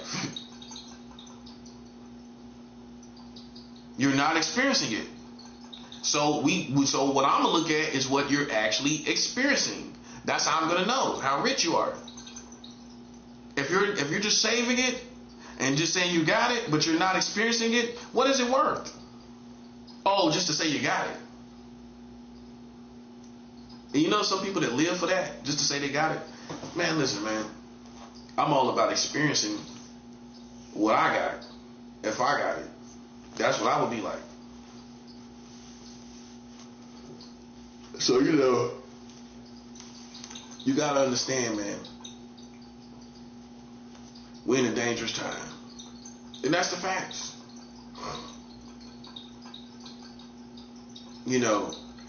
World War III is going to happen, or something similar to it. It's too many wars. It's too much stuff going on. That's what war is all about. The world at war. World war is all about the world at war. That's what it's all about. The world at war. That's what World War is. World War is the world at war. And basically, that's what it is. The world is at war right now. They're at war right now. That's all that's going. That's what's really going on, man. And so, man, you know, it's just like if people don't get that and understand that, man, tell you, man, there's so many people to blame for this situation, man. It's just not even funny. And if you don't think I'm angry, it makes everybody angry, because we all gotta suffer because of this stuff. We all gotta go through stuff because of people wanting to be, want to play a game with the community. Retarded stuff, man. That's what I'm saying, man. Like, and then everybody say I want you to know I'm on the same page. It's retarded to me, bro. Them playing around me is retarded. Them out here in the community is retarded. All of it is retarded to me.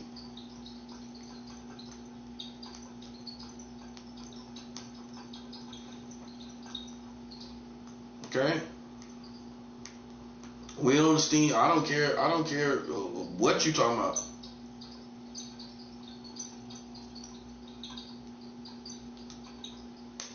See, somewhere along the way, man, you know, you took Marvel comic movies too far. You took the Batman movies a little too far, don't you think? Hey, that's how I look at it. You done took the Batman movies a little too far, buddy. Because like I've said before, white people are influenced by movies and black people are influenced by music. We think we Tupac and Biggie. You know what I mean? We think we Eazy-E. You know what I'm saying? And you're not Eazy-E. You think you see, white boys think he Luke Skywalker. He joined the police force and he think he Luke Skywalker, the chosen one that's supposed to do all of this stuff. You know what I'm saying? He think he Luke Skywalker. While you think it's corny, he thinks you're corny for trying to think you're Pac.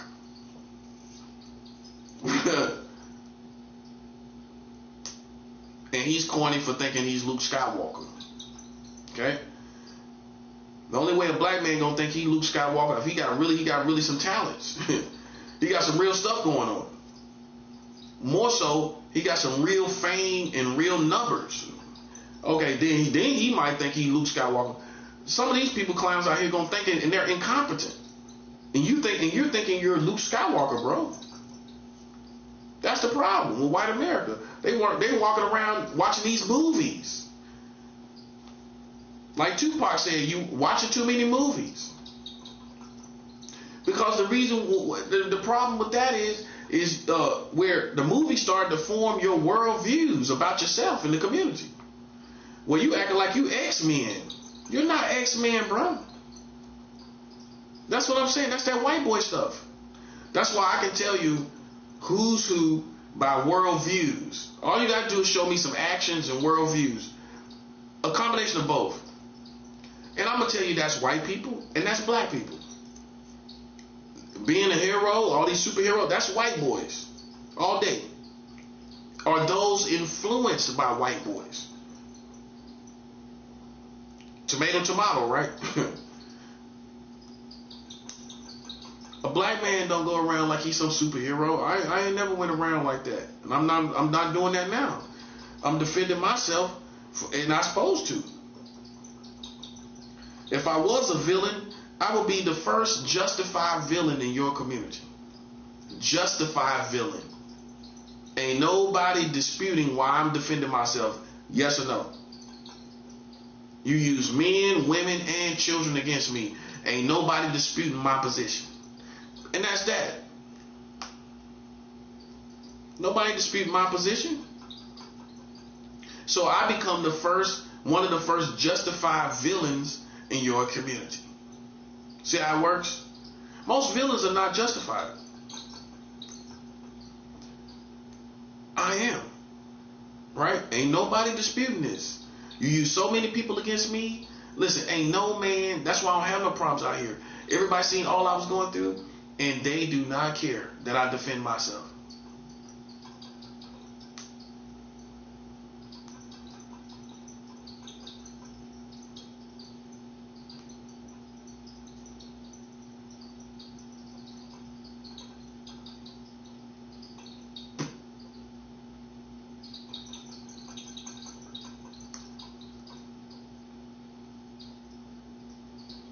That's why, man. That's what I'm saying, man. It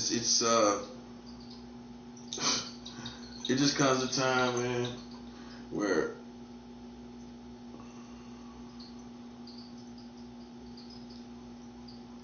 it's just time to go to war. That's it. See, now that I'm doing so good, I done sent $1 million out the country. I'm not playing with fish sticks. Fish sticks are these little guys. You know, these little how I put it, these little tedious guys. You know, I don't care about that, man. I really don't. I'm doing me a fast to get back in the spirit, to refresh myself, and I feel good. I'm fasting again, you know, right now. You know, so, because once I take care of my business for the month, I get back in the trenches and get back to fasting and everything like that, and get my spirit back in the proper position. See, we ain't even letting people get us out of character no more. You know, I don't care. You come play around me, listen. I'm about my Father's business. I'm about my Father's business. I'm about getting this done.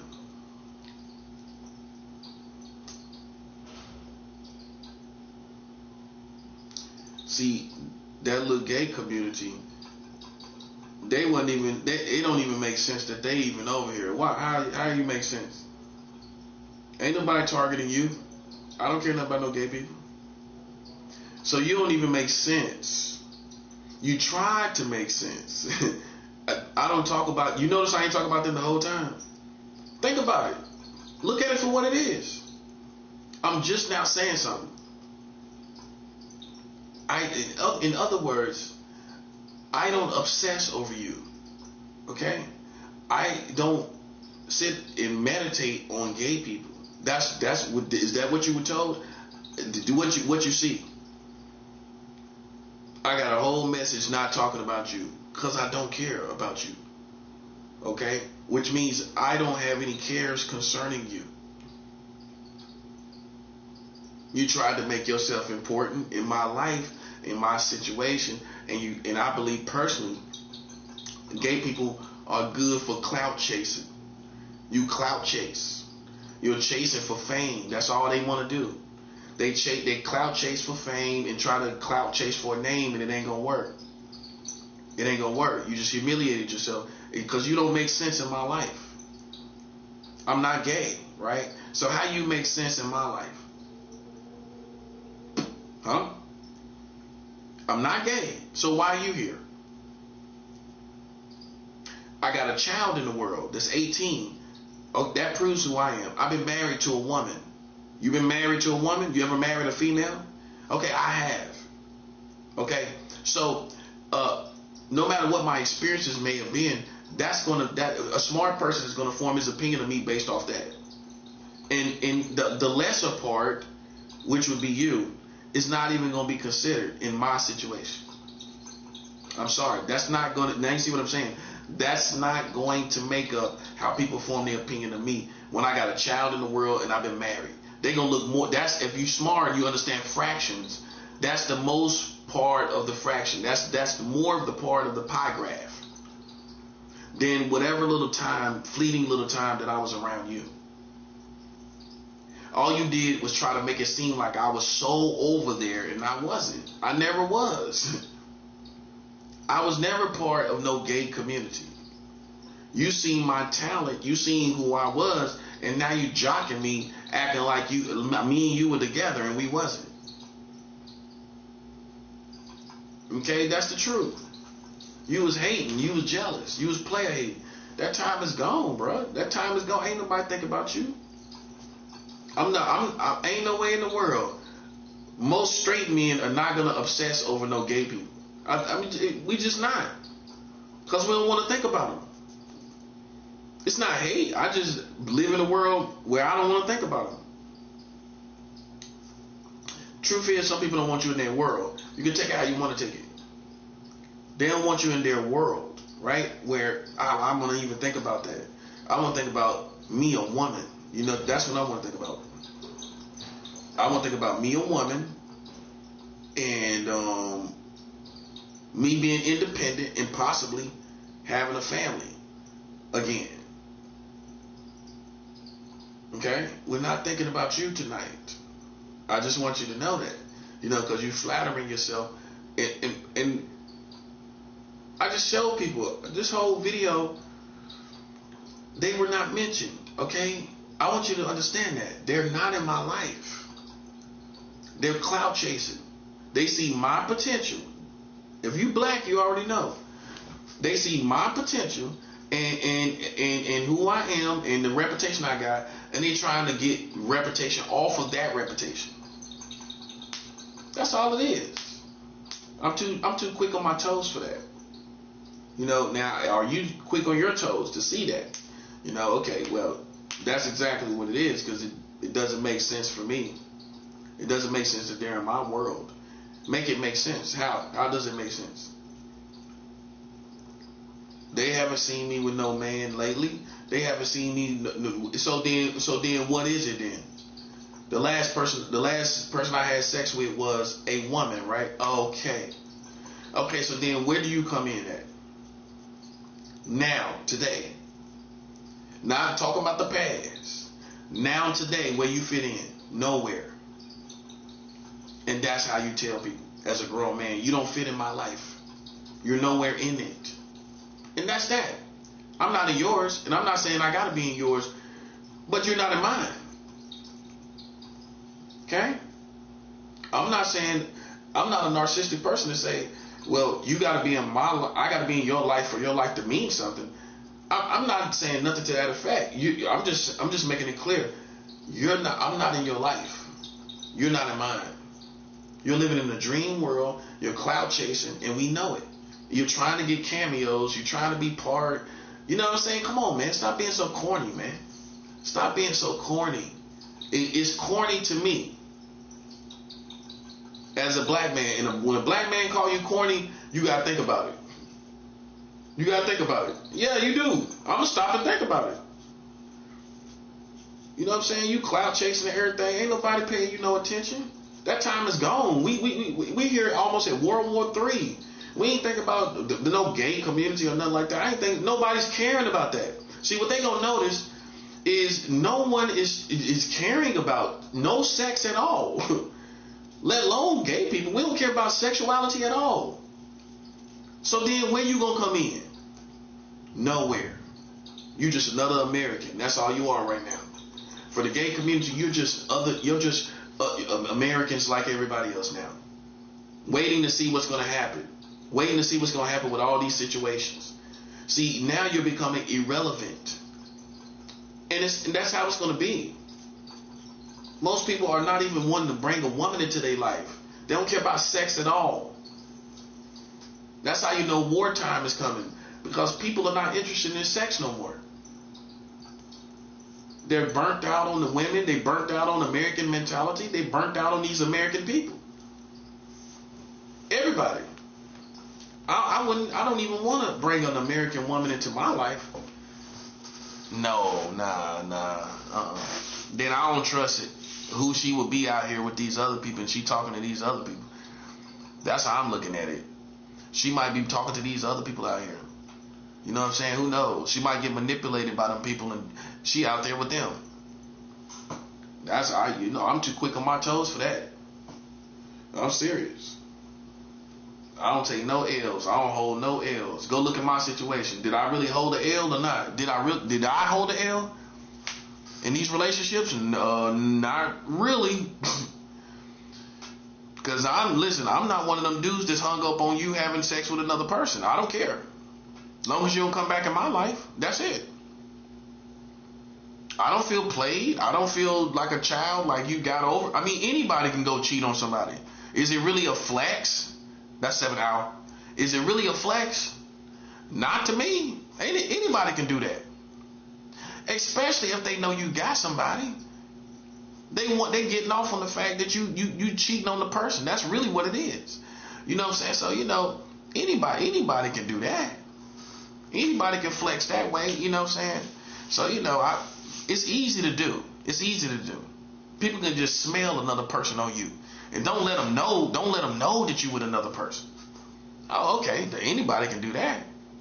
Because they're getting off on other things besides you. They're getting off on having sex with somebody else's woman or man. That's what the get off is. If you didn't know.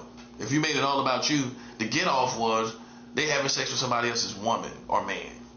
So really it's not about you. I'm just being honest.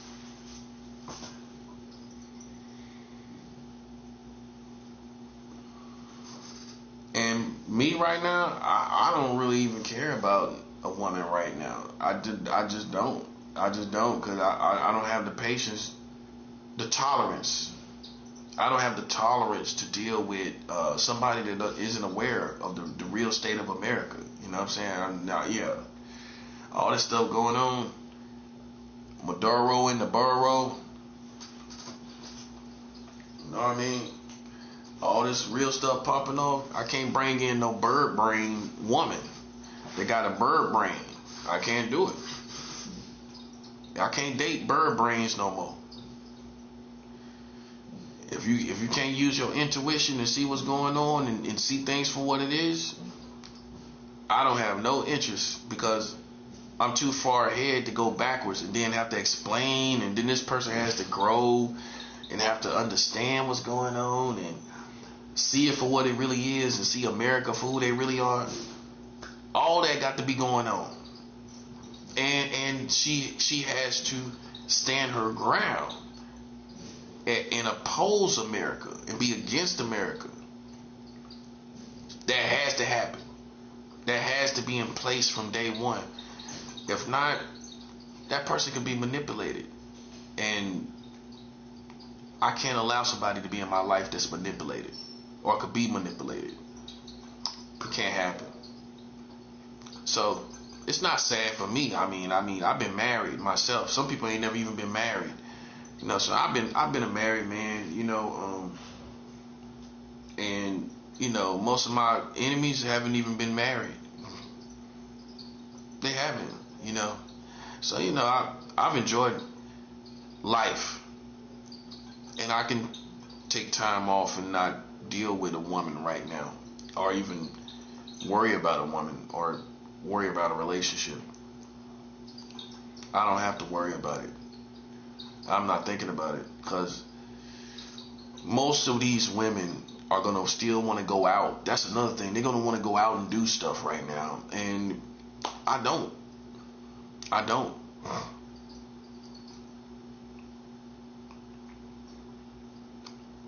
want to. I just want to chill, be a homebody, and that's that. That's all I really want to do. Because besides gang stalkers, the quality of people has changed. These people are low quality. They're low quality. So why you want to go out and hang out where? See, that's what I'm saying. I expect a woman to understand. I expect the person I'm with to understand that. Why you want to go and be among these people? The food is horrible, I heard. Now, so you come out better just cooking a good meal at home. Learning how to cook all this stuff at home that you want to eat. Anything you get from them places, you can go home and make it better. That's what I'm saying. See, a real cook gonna tell you that. A real cook is gonna tell you what you want to eat. You want a burger? I can cook you one of the best burgers you've had in your life. Put it on Texas toast, toast to toast, so the bread is good and hard. Put bacon on it, everything you want inside the burger. You know what I'm saying? When you learn to cook at home, a restaurant is nothing. Cause I'ma jazz it up like I want to jazz it up. You know what I'm saying? I'ma jazz up a burger, put all kind of seasoning in it. You want garlic in your burger? I put some garlic powder in it. It got a nice bold flavor to it, like a garlic. Put that, onions. You know what I mean? Real onions and onion powder, salt and pepper. Boom, man, that burger jumping, man. Whole full pound burger. Make a burger a whole pound. Bacon on it, cheese on it, everything. All kind of cheese on it. Different types of cheese on it. Look at that. Mozzarella, cheddar, Monterey Jack. Look at that. Monterey Jack on, man, look at that. That's what I'm saying, bro. Like, so, fries, you want some fries? Make homemade fries. Cut them up, make up real home, potato wedges and cut them up and everything. Fresh fries, not fries frozen for 3 months. Not potatoes frozen for 5 years. Fresh potatoes. Thick steak, but I like steak fries. I don't shoestring fries. I don't really like. I like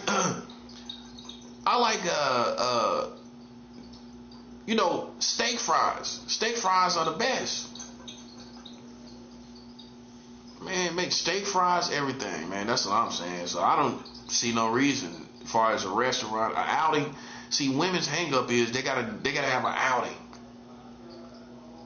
It's the truth. They want to go out. They want to do stuff. And you a man, you ain't gonna want to go out all the time. We just do that to get for our woman. We don't want to go out. Most men don't. No, you don't want to go out, man. You just rather stay home, make love to your woman. That's all you want to do. Most men, all you want to do is make love to your wife. Eat good, and that's it. That's calling it a day right there. That's all you want to do. Now, women, it's in their psychology, man, where they feel like they gotta go out to feel like they doing something. Every year they gotta have stuff that they do. They gotta have stuff that they do every year. Men, I don't personally care. I don't care if I go out or not. I don't care if I go do certain things or not. I don't care about that. Because I'd rather have control over my environment, where I can control the maestro. You know what I'm saying? I can be the maestro, where I can control the outcome of my situation, where I can control it. You know, as opposed to going out. As soon as you step outside your door, now people can do things to alter your day. You know what I'm saying? They can do things to alter your day, and where you might catch a charge or something like that. It's not even only they can do something to you, you could do something to them, and now your whole day is thrown off. You know, so it's just like the less you interact with the community is the better you can control your day. That's what I believe in. I don't deal with people anymore, because I can control my day way better, right?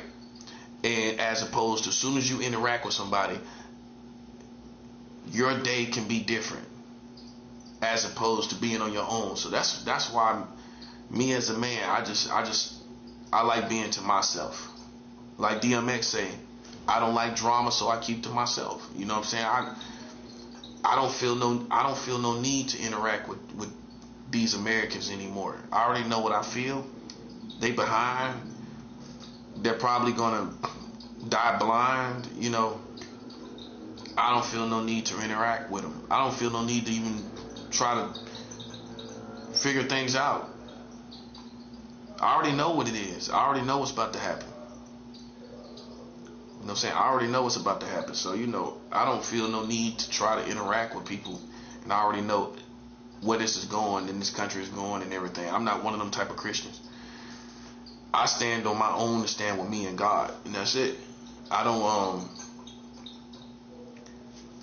don't try to save these people. You know what I'm saying? They gotta go. They gotta go. They made their own hell. They made their own bed, and they gotta lay in it. It's that simple. That's what a grown man gonna tell you. It ain't nothing else to it. You know what I'm saying? Like now, people is talking outside the door. I mean, come on, man. I mean, only a teenager is gonna be moved by some stuff like that. You know what I'm saying? Only a teenager. A grown man, I don't care nothing about that, because I know you ain't gonna say none of that to my face. And that's why I'm more of a man than you. See, how we know you gay, because you don't esteem yourself. You don't care about manhood. You don't care about the rules and regulations of real men. Where if I can't say this to your face, then I'm not a real man. I can say this to your face. I check people in public. I check people. Just in case you think you got me sized up where I'm some little punk boy that you politicking around. That's a fake world. That's a fantasy world. You ain't politicking around me. You like the thought of politicking around me. You like the thought of that. You're not doing it. You think you're doing it. And I ain't gonna lose my freedom for you. I'm gonna let you go down the drain like you're supposed to. I'm gonna let you fall off and go down the drain and have problems with America and have problems with New York and Brooklyn like you're supposed to have problems with New York and Brooklyn in America. That's what's gonna happen to you.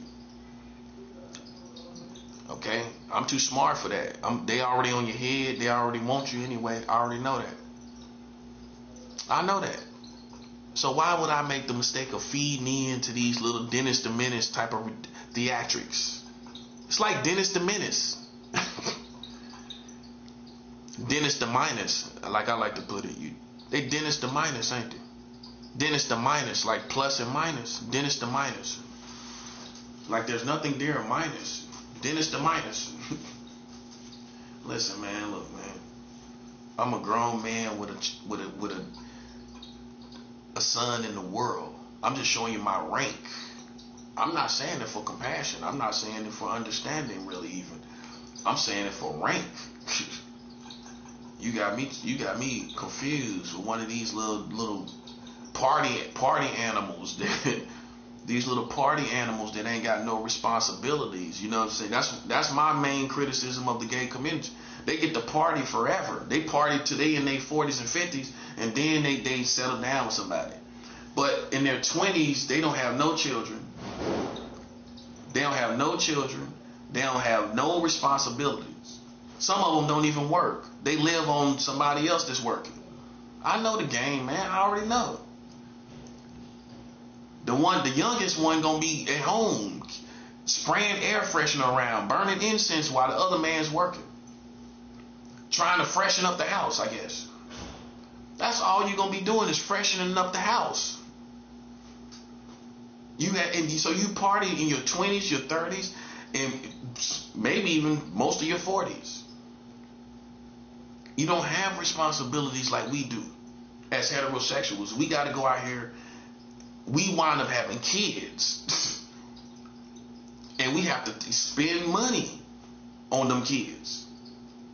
And that's where you're not responsible for another human being. And you can talk about your sister kids. You can talk about all them kids in your family, and it ain't the same. I already know that too. We can talk about all them kids and your friends' kids, and that's not going to be the same.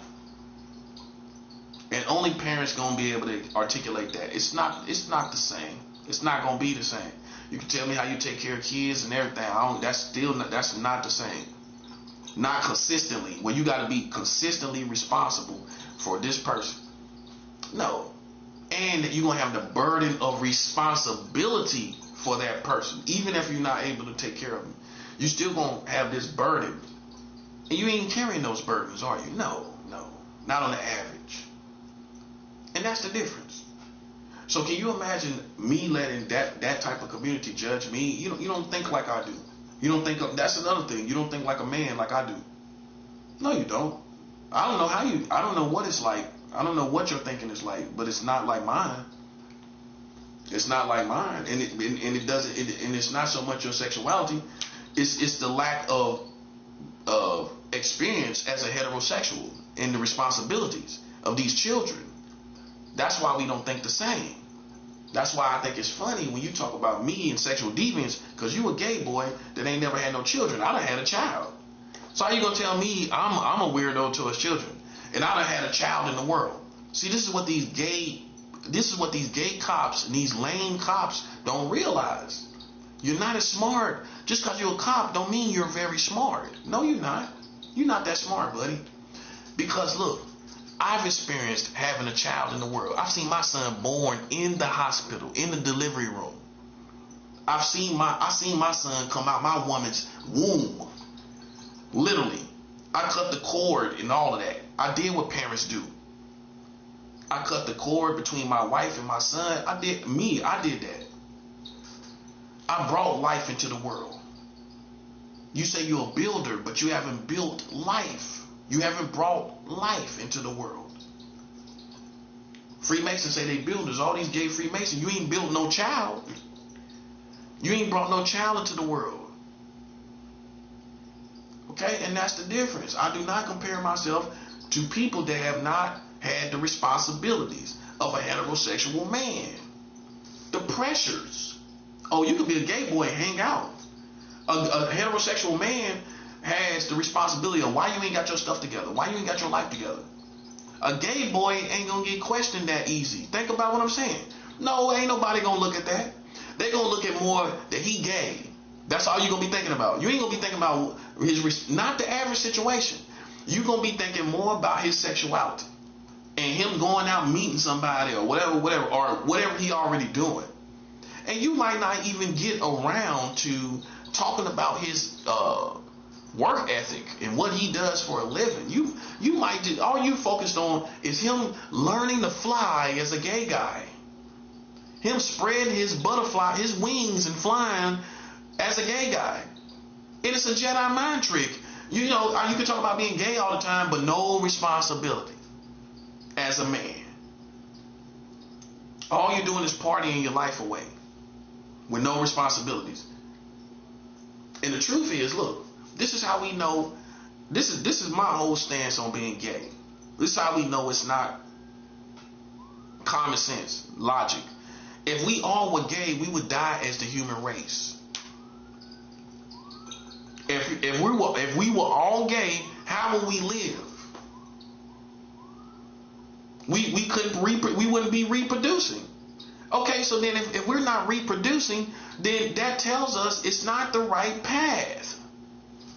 Because if it was the right path, it would make sense according to life. We wouldn't be dying if it was the right path. So see, you put the responsibility of reproduction on the heterosexual community. Well, who has the responsibility of reproducing? Us. What if we wanted to be gay? What if we wanted to live gay all our life? We couldn't do it. So you get to party and be gay and cool while everybody else has to reproduce. And you subconsciously put the responsibility of reproduction on the heterosexual community. Well, you're not reproducing. You're not doing that in your spare time. It'll be one thing, oh, I'm gay, but I still go out there and put a seed in a woman. You don't do that, do you? So responsibility of reproduction for humanity comes first before sexuality orientation. Before sexual orientation, there is reproduction that we all have to do. I paid my dues to humanity by producing someone that can produce other people, etc., etc., etc. I've already started a lineage. I've already started my own bloodline. You haven't done that. That's what I'm saying. That's all I'm looking at. All getting hung up on what you do and all of that. Nah, it's other stuff. It's other stuff that people be looking at. It's other stuff that I'm looking at. Like you get to party all your life. And we don't. We have to reproduce as humanity. Okay? If you're not smart, you don't know. We have to reproduce every day. Not in October, in springtime. We have to reproduce as humanity every single day. You're not doing that. So you see how they don't have no responsibility? They don't have no responsibility of reproduction. How can we take them seriously? You get to party. Even if you got money, you got a good job. You still do not take on the greatest responsibility for humanity, which is reproduction. And case closed. That's all I got to say. That's it. I'm not talking about who you are and what you feel. I don't care about that. I really don't. I'm looking at the profit comes from a whole different lane. You do not reproduce. We have to reproduce to stay alive. Now, if your way of life was the right way, then all of us should be able to go down that path, right or wrong. Not half of us. Not half of us can go down this path. If it was right, all of us would be able to go down the path. We can't, because somebody has to reproduce. See what I'm saying? If you had a species of dog, right? If you had a species of canines in the family of the canine family, and that family of dogs decided to be gay, right? That family of dogs would die. They would go extinct. They would become extinct because of no reproduction. Even the animals can't do it. The animals have to reproduce. If the animals don't reproduce, they die. The human kingdom is the same thing. So I sidestep all that talking about what they feel and how I feel I was born gay or born a lesbian. And if we do not reproduce, we die. That's how it goes. And that's that. Okay? It's common sense. I sidestep all your feelings about yourself and all this little stuff you want to talk about. And we talk about reproduction. If we don't reproduce, it's all over. It's all over, buddy. So the heterosexual community has been keeping the humanity afloat. You, not you. We have. I reproduced too. I've done what I'm supposed to do as a man, as a heterosexual man. I reproduce while all these other boys out here that's heterosexual, some of you haven't even reproduced. But you talking about sexuality. You talking about people being gay. Okay, you got some kids. Did you reproduce? That's the highest responsibility as a heterosexual man. Am I right or wrong? Oh, you thought it was just sex, fun sex, hot, wild, fun sex. One of your first responsibilities as a heterosexual man is to reproduce. The Bible says, be fruitful and multiply. That's a commandment. And when you realize humanity cannot strive without it, you realize it's a commandment. Somebody got to reproduce. And that's the bottom line. So the gay community put the responsibility of reproduction on the heterosexual community. Well, who else is going to do it? You're not going to do it. We got to do it. We had to do it, not you. That's why it's a rift right there. Because you're not taking up the full responsibility of humanity. I don't take you seriously. You live in a boy world, a girl world. You get to do what you want to do and get people to celebrate you for doing nothing. But finding out your sexuality and expressing your sexuality. I don't get celebrated for expressing my heterosexuality. I don't get celebrated and get to have fun all the time. There's other pressures that get put on us that you don't have put on you. You get to dance around barefoot and glitter in a room somewhere. Dancing around in glitter. I know what it's about. I already know what it is. So that's how I feel. You know what I'm saying? I'm not sitting up obsessing about you. I already summed it up. We take the responsibility of reproduction and you don't. We have to reproduce as humanity. It's not an option. We have to make children. If we were in a time in the future where the world started dying, we would have to reproduce more. And then what would you do? You would be sitting here doing nothing, not taking on the full responsibility as humanity, for humanity. So the heterosexuals are the more responsible community. And how we know that for sure? The responsibility of reproduction. You don't do it. So we're always going to be more responsible and more of an adult than you, because we have taken on the responsibility of reproduction. But you get to party all the time.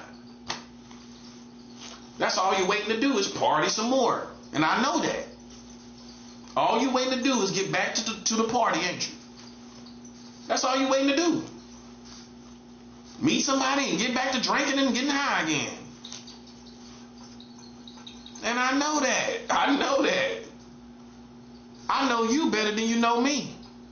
Okay? All you waiting to do is get back to another party and meet somebody else and get high and drinking and start drinking again. Can't be serious. You gotta take me seriously, because I'm talking about reproduction. I ain't talking about nothing about your sexuality. You talk to any scientist and he gonna agree with me. Well, we gotta reproduce. Okay, so then how you feel about sexuality when we gotta reproduce? Men that do not produce children. But so then if it was the right way of doing things, then why would we be dying off without reproduction? We will be dying as a result of no production. Of no reproduction. So then how could it be the logical way of doing things? How could gay be logical when we would die? It's common sense, man. It's common sense. It's not hard. The prophet's logic is different. I'm not gonna sit up here and argue with you about your sexuality and where you come from and all this other irrelevant stuff. It's irrelevant. I'm gonna cut right to the chase. That's my style. No reproduction, we die. Point blank, period. It's that simple. You can't even say it's not that simple. It is that simple. If we do not reproduce, if we all wanted to be gay, it would be over with. If you all wanted to be lesbians, it would be over. Okay? We would die. All that we would have left is the people that's alive. After they get old, it's over. After we all get old, it's all over. That's how it works, buddy. That's how the real world works. Reproduction. Reproduction is the highest responsibility, physically speaking, for humanity. If you're not participating in that, and you never have, I will never take the criticism of someone who doesn't take that responsibility. I'm sorry. I'm sorry, buddy. I'm sorry. Listen, I can't stomach. That's why. It's not because you're gay. It's because you don't take the full responsibility of humanity. But yet you talk about humanity. But you get the party over here. You get to be a party animal. You over here a whole grown party animal. Sitting up trying to tell me about my life. Sitting up trying to see who I am. I read through that, man. They don't have no responsibility. That's what a real man gonna say. No, they don't. Look at Peep Game. I'm not talking about famous gay people. Don't insult my intelligence. I'm talking about everyday gay people. They don't have no responsibility, man. I'm telling you, especially the young ones, the young gay people, they ain't got no responsibility, man. They get to dance around and all of that and hang out and nothing. And you think I'm going to be subject to their opinion? It's not going to happen, buddy. I'm sorry to tell you. It's not going to happen. It's not going to happen. And that's why I stand. All that other extra talking, it don't even matter. The most important thing is reproduction. That's it. That's all I'm talking about. That's all I got to say. It shows how it's not right for humanity, because if it was, we wouldn't die. We would still be able to strive living that lifestyle if it was the right thing to do. Okay, so we know it's not. Because if we live that way, all of us, we will be dead. Live physically. And that's my logic. That's it. That's all I'm saying. That's all I'm ever going to say. I'm going to say the same thing. Reproduction. That's it. That's all. You ain't got. That's all I'm going to say. Now, all that extra talking, you can go talk to other people who care, who want to go battle you back and forth, who got some vendettas against you or something like that. That's not me. I'm going to cut straight to the chase. We can't reproduce being gay. We can't reproduce being lesbians or any other sexual orientation that doesn't reproduce. We can't strive as humanity. And that's that. That's it. That's all. That's common sense. That's not even hateful speech. It's not hate speech or nothing. It's reality speech. That's what it is. It's reality. See, unlike what's his name, Charlie Kirk, I ain't going into all that stuff that they be talking about. The prophet gonna cut straight to the chase to where even gay people have to admit it. You got to reproduce as humanity. That's it. You got to reproduce. That's it. Ain't no you can't argue with. What's your argument? There is no argument. That's how God designed me. You can't argue with me, buddy.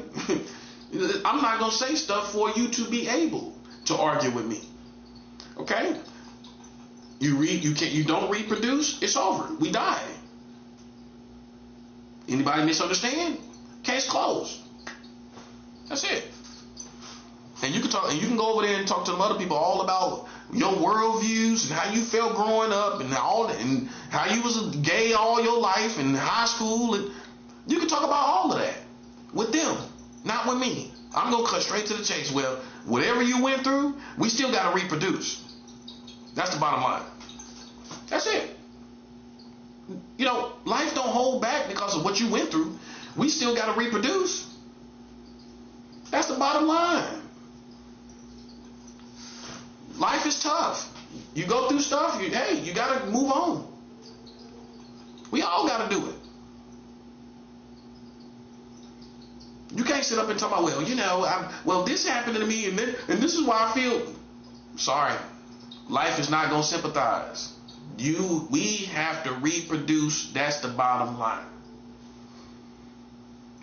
Okay? And it's over with. Ain't nothing you can say. The smartest person can say nothing to that. Ain't no argument. Ain't nothing you can say. You can talk about sperm banks for the whole country, all the countries in the world. These third world countries gonna get a sperm bank? No. So to populate the whole world, it can't be sperm banks in the whole world. I'm talking about all these countries. That's impossible. In every town, and think about it, every little town in the world. Come on, there ain't gonna be no sperm banks in every little town in the world, man. Stop playing. So we have to reproduce. That's it. That settles it. It's no big debate. It's no big debate with the prophet. The prophet gonna shut it down. We gotta reproduce. Point blank. That's it. There's no animosities, no hate. I didn't say nothing. I didn't insult anybody. I kept it 100. We got to reproduce. That's it. That's all it is to it. Ain't nothing else to it. You want to go talk to these other people? You want to go through the theatrics and the antics? I'm not the person to do it. You can go talk to these other people. They'll talk to you through whatever you feel and all of this and everything. And I'm going to still be right here talking about reproduction at the end of the day. I'm going to still be right here talking about reproduction in the necessity of reproduction. That's it. And your personal story is irrelevant to reproduction. It doesn't matter. It doesn't matter, buddy. I'm telling you, I'm being honest with you. See, that's what's the problem. Everybody been going all into all these stories and all that. What they got to do with it? What all these stories got to do with it? What you feel as a kid and what you felt as a teenager and what you felt as a young woman and in your 20s and all of this stuff. The bottom line is we have to reproduce. Okay? But I don't see how you ended. My point again on you talking about you is I don't see how you ended up in my world. A man like me, like this. That's what I'm saying. You invited yourself and you played yourself. You invited yourself. I ain't tell you to come here. And I didn't say enough for you to want to come here. You was clout chasing and we know it. And it didn't work.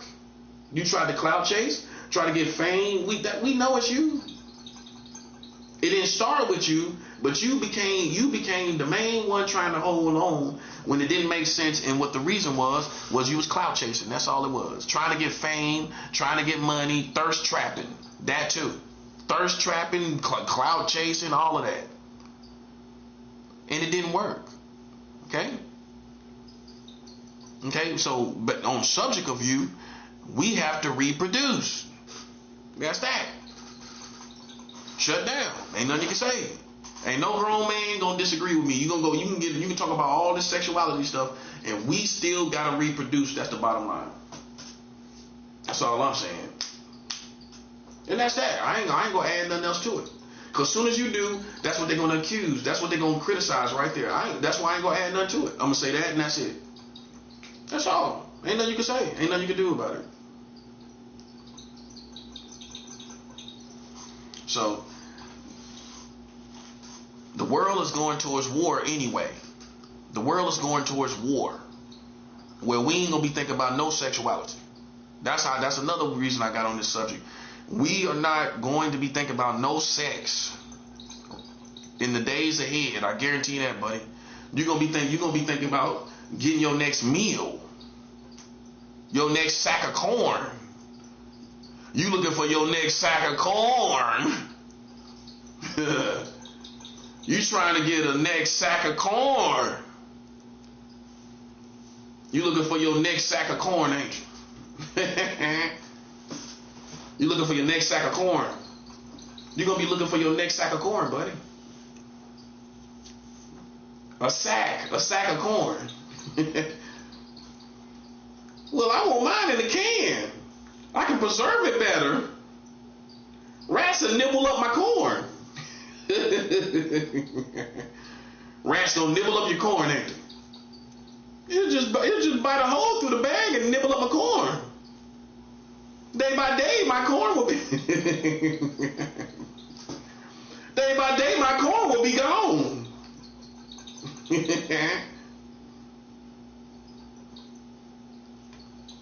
Listen, man, let me tell you something. You need to be worried about the food and all this stuff that's going on, boy. I'm telling you. Cause all that sexuality stuff, you can see, ain't nobody even really talking about gay stuff no more. You notice that? Ain't nobody talking about that stuff. The only thing that's still lingering around is them transsexual athlete stuff. That's all they talking about right now. And physically, my point of view is this. Physically, it's not fair to a girl. Because even though you identify as a girl, you don't have the anatomy of a girl. You have the anatomy of a male, which gives you the advantage over a female. That's why. It's not discrimination. It's that you want to play with girls and you should be playing with boys. I mean, I'm not condoning that lifestyle at all. But my thing is this. Wouldn't you be more of a tough guy or a tough girl if you went and played among guys? I mean, that would look more cool, don't you think?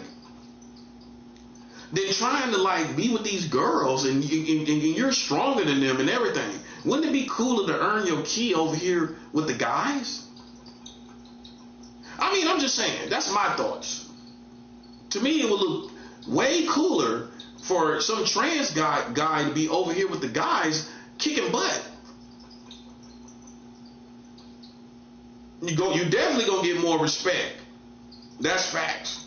You're going to get more respect over here playing any sport with men or boys, as opposed to being over here with girls, and the first thing people going to think is physical advantage. That's just how sports athletes going to think. An athlete is going to think physical advantage. Like even a trans boxer, that's a perfect example. A trans boxer can't go fight girls. No. You got way more chin, which everybody's born with chin. in the terms of boxing, right? Which means how much of a punch you can take. A man can take more punches than a woman. That's common sense. Okay? Physically stronger on the average, right? How you gonna go as a man and fight a boy and go fight girls and box girls? You can't do it. You'll knock them out. You got way more chin. You're gonna take way more. You're gonna be able to take way more punches than they do, and you are going to knock them out. Boxing is how we know. Trans shouldn't be in no girl sports. No, you can't box no girl, man. Come on. That's how we know right there. And it's the perfect example of physical advantage. Ain't no way in the world. In most cases, a man is going to beat a girl. That's a woman. That's just what it is. Now, I'm not saying some women can fight and they can beat some dudes up. That's facts. But let's just stick to the average situation. In the average situation, you gonna find that a male beats the crap out of a woman in a boxing match. Okay? That's just common sense. Don't let them be lifting weights and on all of that. Come on, man. Come on, man. We already know, man. Come on.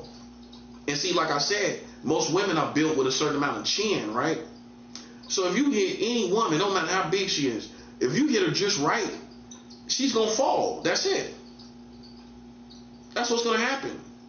You got a certain amount of chin and how many punches you can take. I can take punches. I proved it to the streets. I can take people jumping me. My face didn't bleed, but nothing even happened. I got chin, right? I got a lot of chin, right? A female don't have the same chin as a man. They don't. It's not. It don't matter how much you work out. You can't make chin. You can't get more chin. I don't think so. I don't think you can. Now listen, stranger things have happened. I don't know, but I've never heard of creating more chin. I don't know if that's possible. But I do know that men obviously have more chin than women. That's just common sense. That's the reason why it's the physical advantage. People take it personal, like it got something to do with them not wanting you there, or you hanging around the girls and in the locker rooms, in the showers, and all of that. That's secondary to physical advantage as far as a sport. Okay? Would you want a girl to go compete with boys? Do you think that's fair? Let's just say a heterosexual female. She got to go play football with guys. You gonna deem that as fair for her to have to do that? Or she has to play basketball with guys? Come on, nobody's gonna think that's right because of the physical advantage. That's what it's all about with most people that especially think like athletes. I mean, some people are hung up on other things and everything, but most men are going to go with we don't like it because of the physical advantage. You can go run around and be a man, but you a girl, but you know what I'm saying? Come on, man. You're really running around like a man, but you think you're a girl over here with these girls that's physically girls, and you're not physically a girl. That's the problem. That's the problem right there. It's not so much, men like me, I'm not going to ponder your sexuality. That's that's at the end of the day, that's between you and God. That's my idea. Because I don't have, like people say, I don't have no heaven and hell to put you in. Me personally. Okay? But when it comes to the logical things, that's what the prophet is going to be talking about. Differently than others. You can't think about me as the average preacher. That's when you're going to lose. You know what I'm saying? I'm not going to talk like the average preacher, if you pay attention. They have a physical advantage. That's what the sport is all about, is winning and beating the people. Right?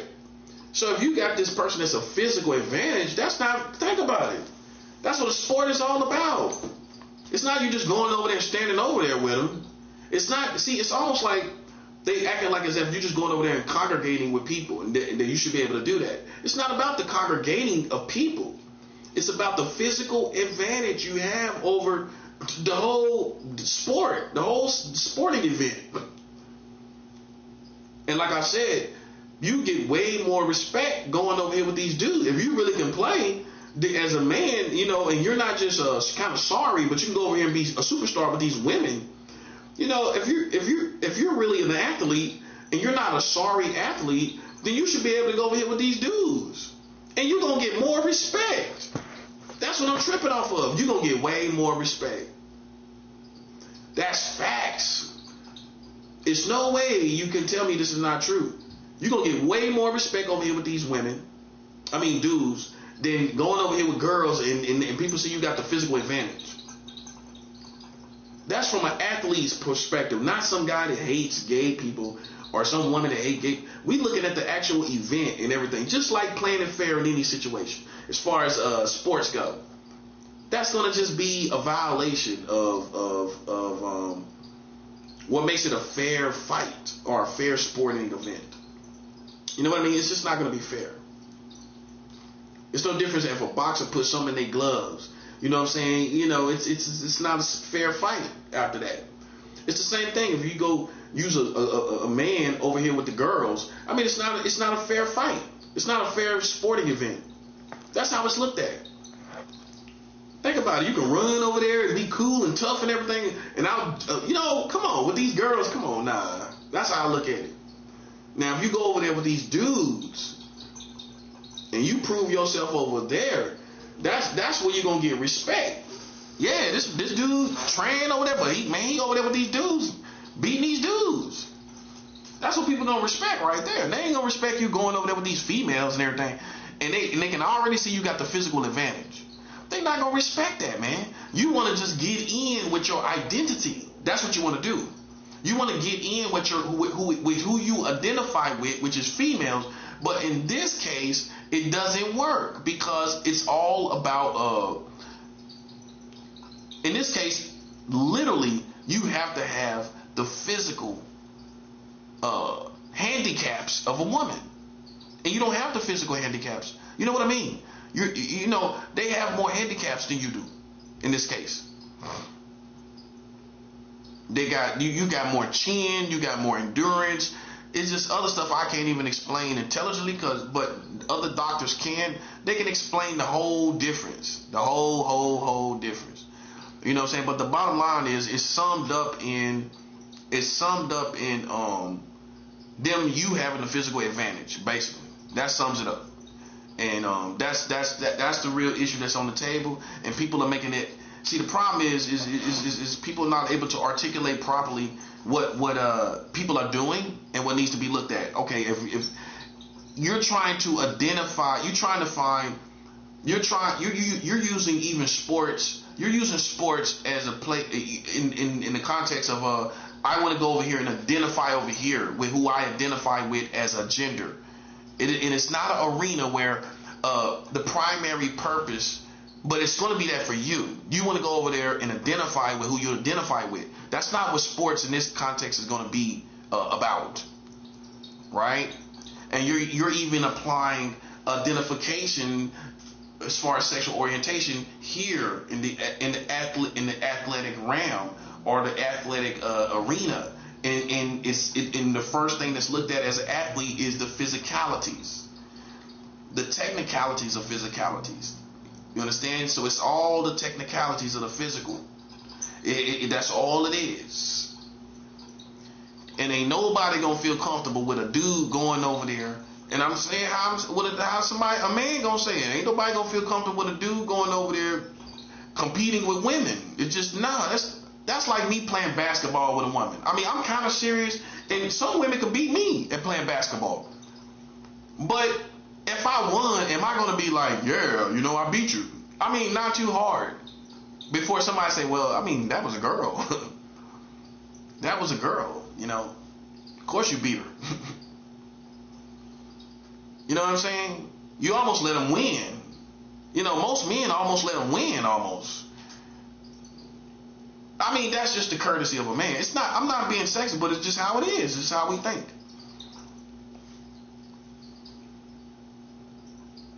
That we don't. Real men don't really even take up challenges from women. No, I don't take no challenges from women because my point of view is you don't have the same experience in life physically first that I do. You can't go to a prison with men as a woman.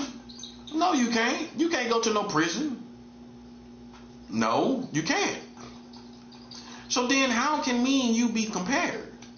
If you can't do, this is how, see, it's some people who do compare and it's people that don't compare. I don't compare because there's no comparison. Okay, you can't go to jail. You can't even go to a shelter. Right? Well, these dudes would try to rape you in the shelter. So then if I can go in places you can't, how are you my equal? You can't go where I can go. I can go where you go. I can go among women and handle myself quite gracefully. You can't go in among men and handle yourself quite gracefully. No, you can't. So I don't even compare myself to women because they don't have the same experience that I do. Neither do they get held to the same standard of responsibility that we do. A man got to have himself together way more. It's more expected for a man to have himself together than a woman. In general and in a relationship. The woman can call herself a housewife. She can be a housewife. You can't be no house husband in most situations. Her family ain't gonna look at you as no house husband and respect you. A housewife can do absolutely nothing. And she has no responsibilities but to clean up the house and everything. And she don't gotta work. We're not held to the same standard. So therefore, if I'm held to a different standard, I'm not going to be compared to women. Think about what I'm saying. You're held to a whole higher standard, but you're going to still let them come around and be compared to you. But they do not take the responsibility, nor do the culture or society hold them to the same standard. No, they don't.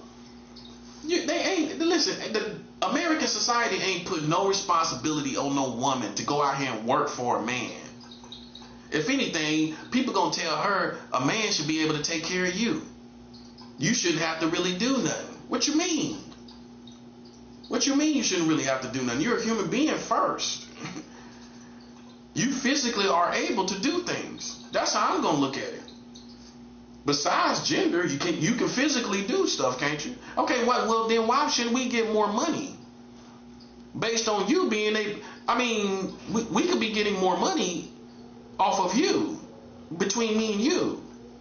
I'm not here anyway, so it ain't like we're gonna miss each other regardless. Cause I gotta go out here. So while I'm out there, why not you go out there too? These days, women can't even do that no more, unless the man already got it. If he already got it, he already got it. You can go over there on them, but like a man that's struggling, and then you come over there and you don't work. It ain't gonna work. See, this American society is more keen on giving men their responsibility of what they should do in society and in a relationship, but you can't tell me what a woman's supposed to do. What's she supposed to do? What society expects her to do? Not really work. It's not more of an emphasis on work like a man. A man is supposed to be out here working, right? What a woman's supposed to do? What's she supposed to do? You notice it's not the emphasis on working that it is with a man. It's not the same. I ain't never heard, yeah, them women need to be out there working.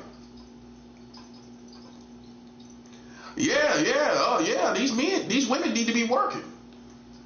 They not gonna put that much of an emphasis on it being the build or the makeup of a woman as opposed to a man. As a man, you gotta be working for people to take you seriously.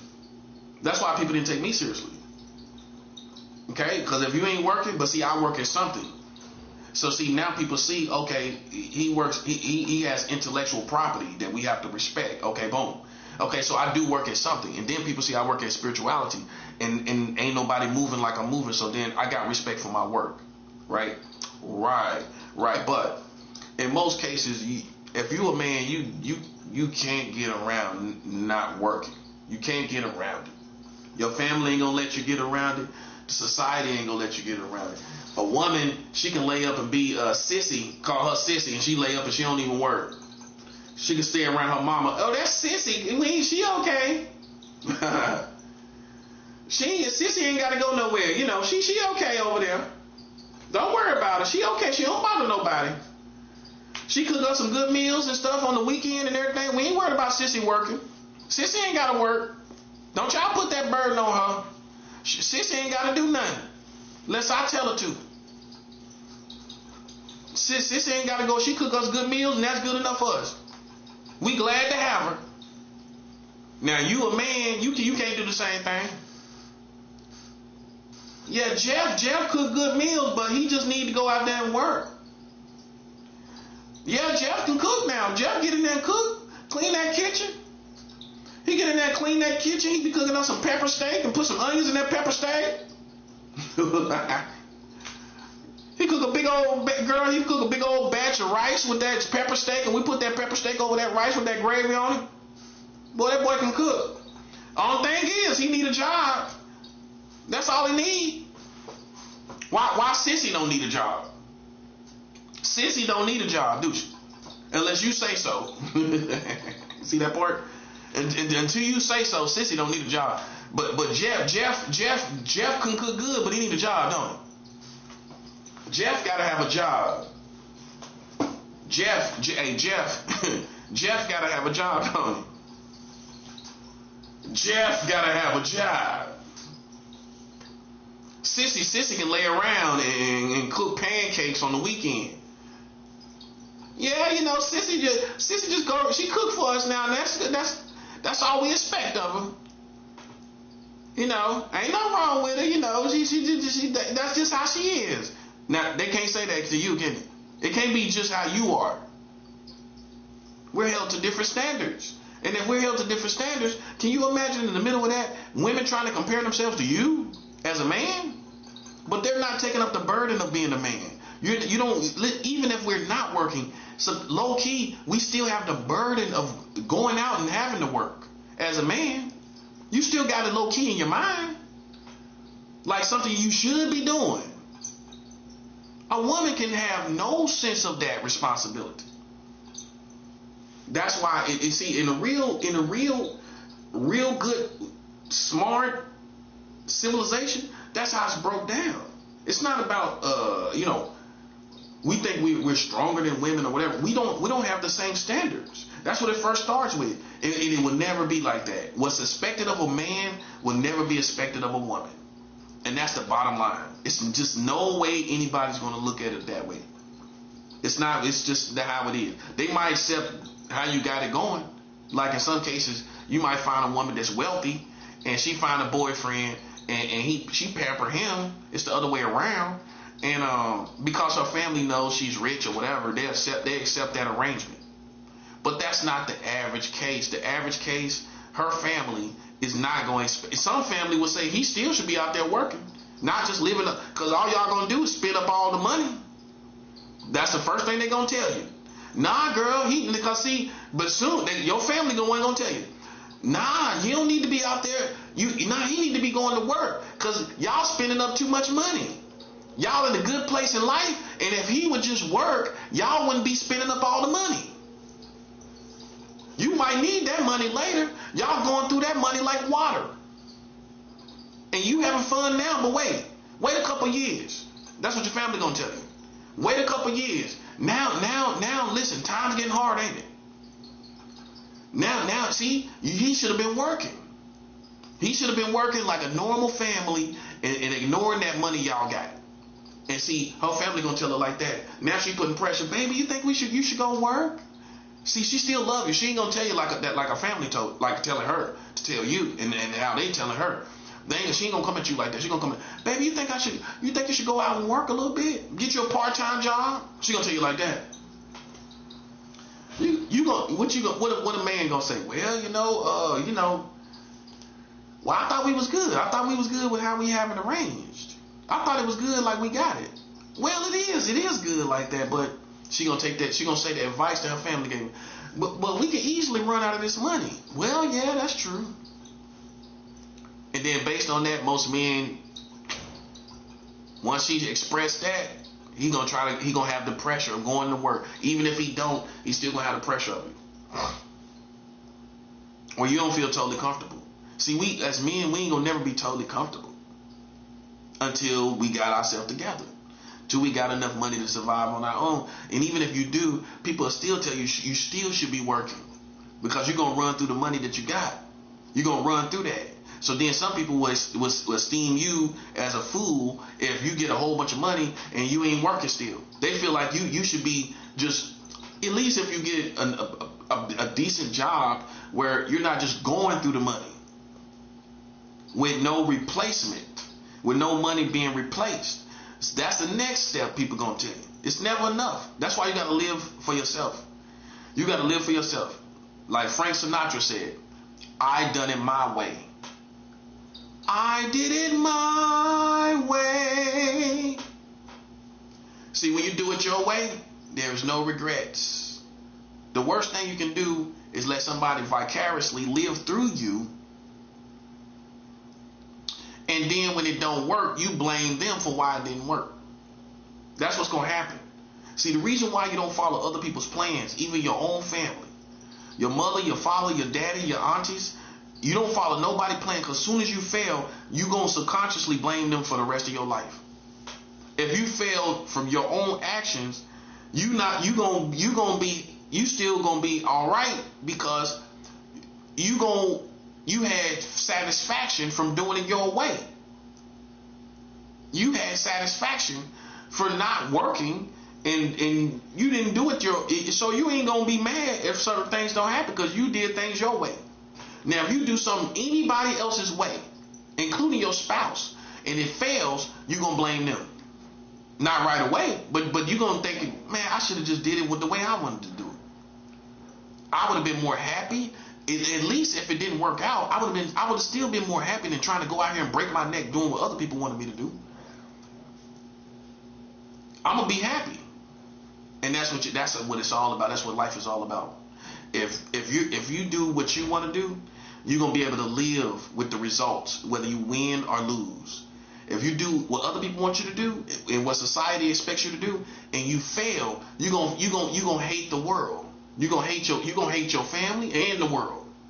You're gonna hate everybody. Because you would never know if you would have did things your way, what would have happened. That's what's gonna haunt you for the rest of your life. When you do things your way and it didn't work, you don't blame yourself.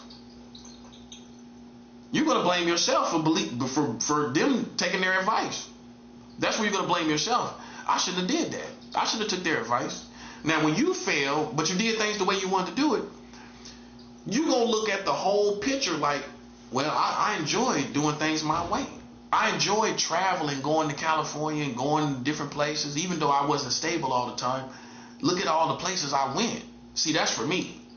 I lived in LA, I lived in Los Angeles, I lived in Seattle, I lived in Florida, I had apartments in Florida, I lived all around. So there's satisfaction in that, right? That you got, and then therefore you can live with any failures. But you can't live with the failures of others. That's the hardest thing to live with, because you're gonna always think, man, I should have just did it. If I would have did it my way, maybe that wouldn't even have happened like it did. And that's gonna haunt you, because you ain't gonna never know. You ain't gonna never know. Man, if I would have did it that way, maybe that wouldn't have happened like that. And that's gonna haunt you for the rest of your life. That's why a man must do what he wants to do. He must, because that's all he gonna be able to live with. And you're gonna have failure anyway. It might be kept to a minimum, but you're gonna have some type of failure. But you can accept failure on your terms. When you've done it, when you've done everything you want to do, you let other people lead. You let other people live through you, and parents and everything, and tell you what you should do. Then guess what? You ain't gonna be happy. You ain't gonna never be happy. And some people live for their parents right now to this day.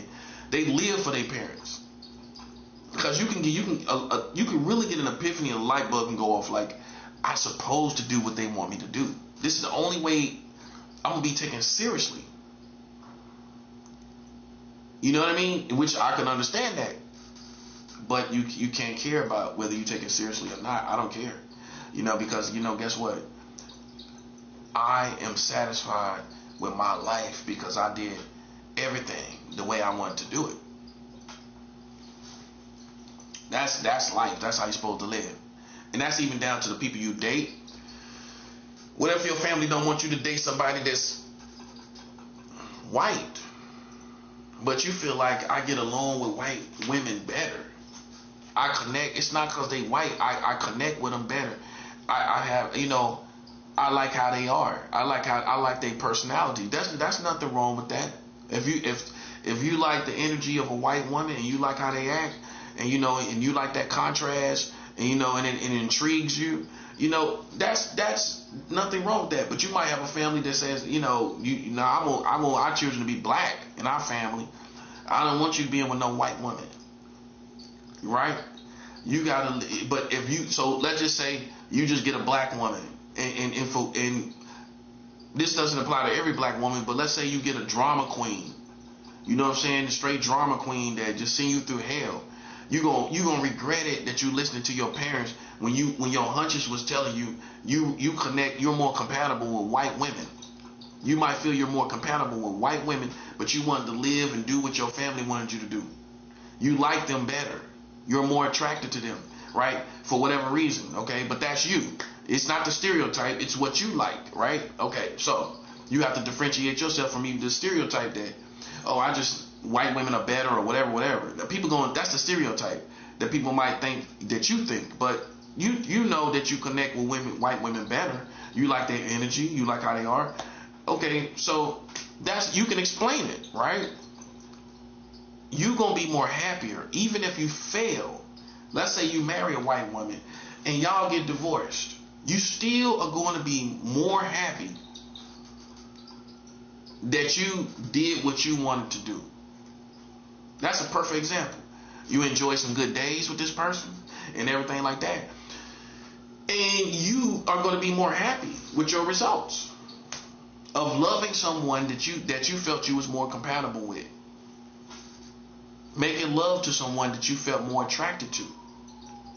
I'm telling you, man. I'm telling you. But if you try to do what your family do, and you from the hood, and you think, I gotta marry a black woman. Mama, you talking about mama when you thinking about a woman. That ain't even right. That don't even sound right. Mama said a woman should be doing this kind of, and she doesn't limit it to black women. Yeah, a woman, et cetera, stuff that apply to black. So you don't even look for a white woman because none of the stuff that mama told you applied to a white woman. You know what I mean? And you gotta stand on your own and feel yourself out. See, the first rule in life is to know yourself. You know what I'm saying? If you gave black women a try and it didn't work out, what that might mean is you're not compatible with black women. It doesn't mean that you're not a strong man or that you can't handle black women, because most of you have. You handle them well, right? Okay, but for whatever reason, there's not that compatibility there. And you done tried too many black women, and now and so maybe you should try a different type of woman. A white woman, Hispanic, Latino, Asian even. But see, the truth is, it's harder for us as black men to get those type of women. So it's easy to settle for a black woman that's in the hood. When you know you can't find no Chinese woman, where you gonna find a Chinese woman at? So you don't really know what you really would do if you had access to all these different types of women. You don't know if you would choose an Asian woman or an Indian woman. You're just choosing women in your convenience. Now, once you become rich, you criticize these men that date other women, but you would do the same thing. You would, if you had access to all different races of women, would you honestly choose black women? You're saying the perfect answer. Most of you wouldn't. You just wouldn't, because for one thing, what I notice about human nature, I would think that black women are going to be more like your sisters, your homies, your comrades. The other races you're curious about because you don't really know these kind of women. That's what's going to get you as a man right there. You don't know what it's like to kind of chill with these women and the whole makeup of the woman. You don't really know nothing about it. These other women are like sisters, family. Black women are like family to you. It don't mean you just don't care about black women, but you see them as sisters and family. You see these other women like, oh, I don't really know nothing about that, so how can that be a sister? You don't know nothing about her. And you're intrigued by this person's personality and flair and everything like that. You want to try it out. You know what I mean?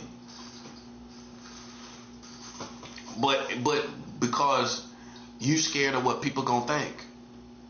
You scared people gonna think you a sellout. You scared people gonna think you became successful and then you wanted a white woman. That's what it was. How can every person be like that?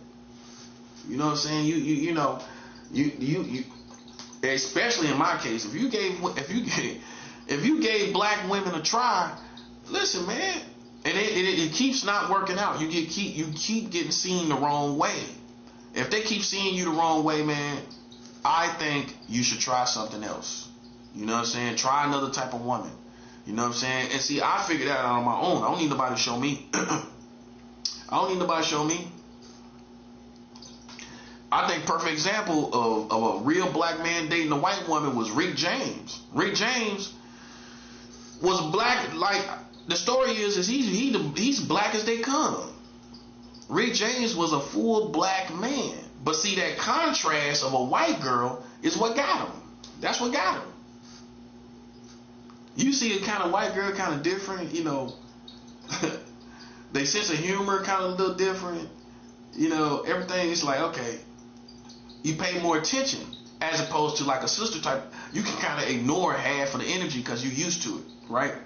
But this white woman, you pay attention to everything because it's all different. It's like, oh, okay, you paying more attention. And you know, so Rick James dated Tina Marie, and so that's a perfect example of a real black man dating a white woman. Because it's the contrast. That's what it is. It's the contrast. You know what I mean? It's the contrast between the two. You know, they come from two different worlds. Even though she was white chocolate, you know, but still, she still had the white woman qualities and all of that and everything like that, you know. And that contrast is gonna make a man, gonna intrigue a black man a lot of times. You know what I'm saying? Rick James, the same. He was the perfect example. Perfect example, man. This dude was black as they come. You would think he would have been with some sister that's just funky and down and everything like that.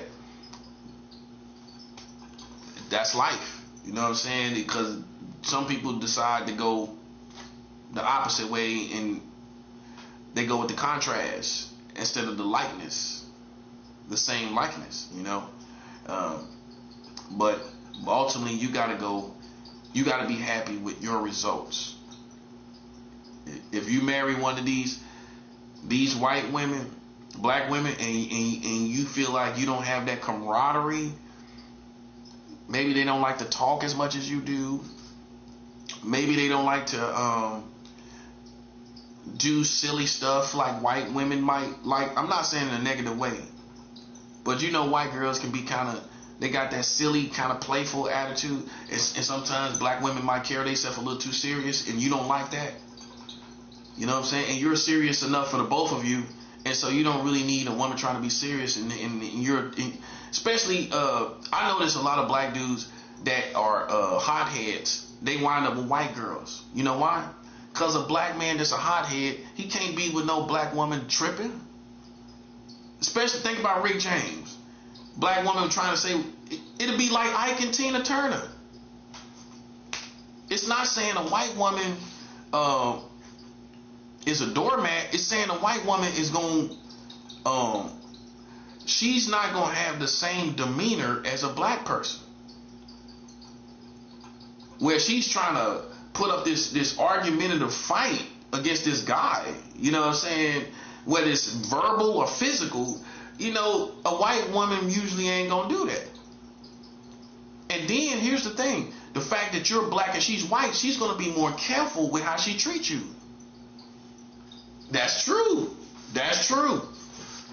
Think about it. She gonna make sure she don't make no mistakes to humiliate you or degrade you as opposed to a woman that's black. She ain't gonna care because she see you as black and she black.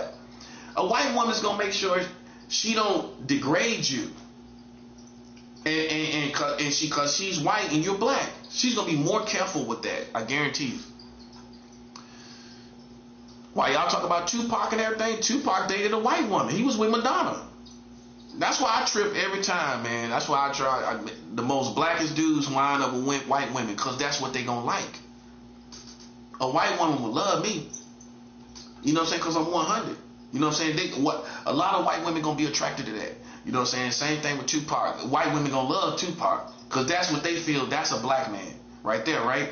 So they gonna pay attention to him. They gonna hang on his every word. They gonna respect him and everything. Same thing with Tina Marie. That's what got her Rick James. She knew that was a black man.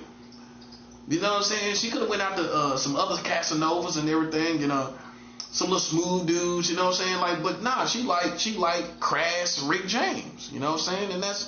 And that's what turned her on. You know, and so white girls gonna look at that too. You know, this standout guy that says what he says, knows what it is going on in life. And see, white women love all of that. A black man talk about life and talk about this real stuff going on. That's real. You're going to love that. Because she already know it's like that anyway. So, you know, she talk to you and you know what's going on and everything in the world. You know what I mean? You tell her what it really is and how it is in this world, these injustices, and that's real. She already love it. She already think that's what it is. She already thinks that's the way it is. And that's why she gonna respect you. Now you talk like this with a black woman, it might go in one ear and out the other. She might not even think about life in terms of this. She's so used to hearing it, you know, she can almost become desensitized. A white woman gonna challenge. You know what I'm saying? She gonna ask you, pick your brain about how you feel about this in the world and all of this, and with white people doing this and black people, they gonna have them kind of conversations between each other. You know what I'm saying? Like, for example, Tupac and Madonna was perfect because Madonna would have challenged Tupac to be back how he used to be when he was with Shock G, when he was with Digital Underground. You know what I'm saying? She would have made Pac get back on the vibe of black power and black mentality, the dashikis and the you know, the medallions and all of that. Cause she gonna tell Tupac, don't get away from your blackness. Don't get away from who you are as a black man, being out there in the streets with the gangs and all that. Stay in touch with your African vibration. Don't get away from that. And that's what Tupac did. He got away from all that African energy he had. That's what makes it so sad. Because he had all that African energy. He was aware of his African nature. He embraced it and everything. And then he just shed it all off for streets.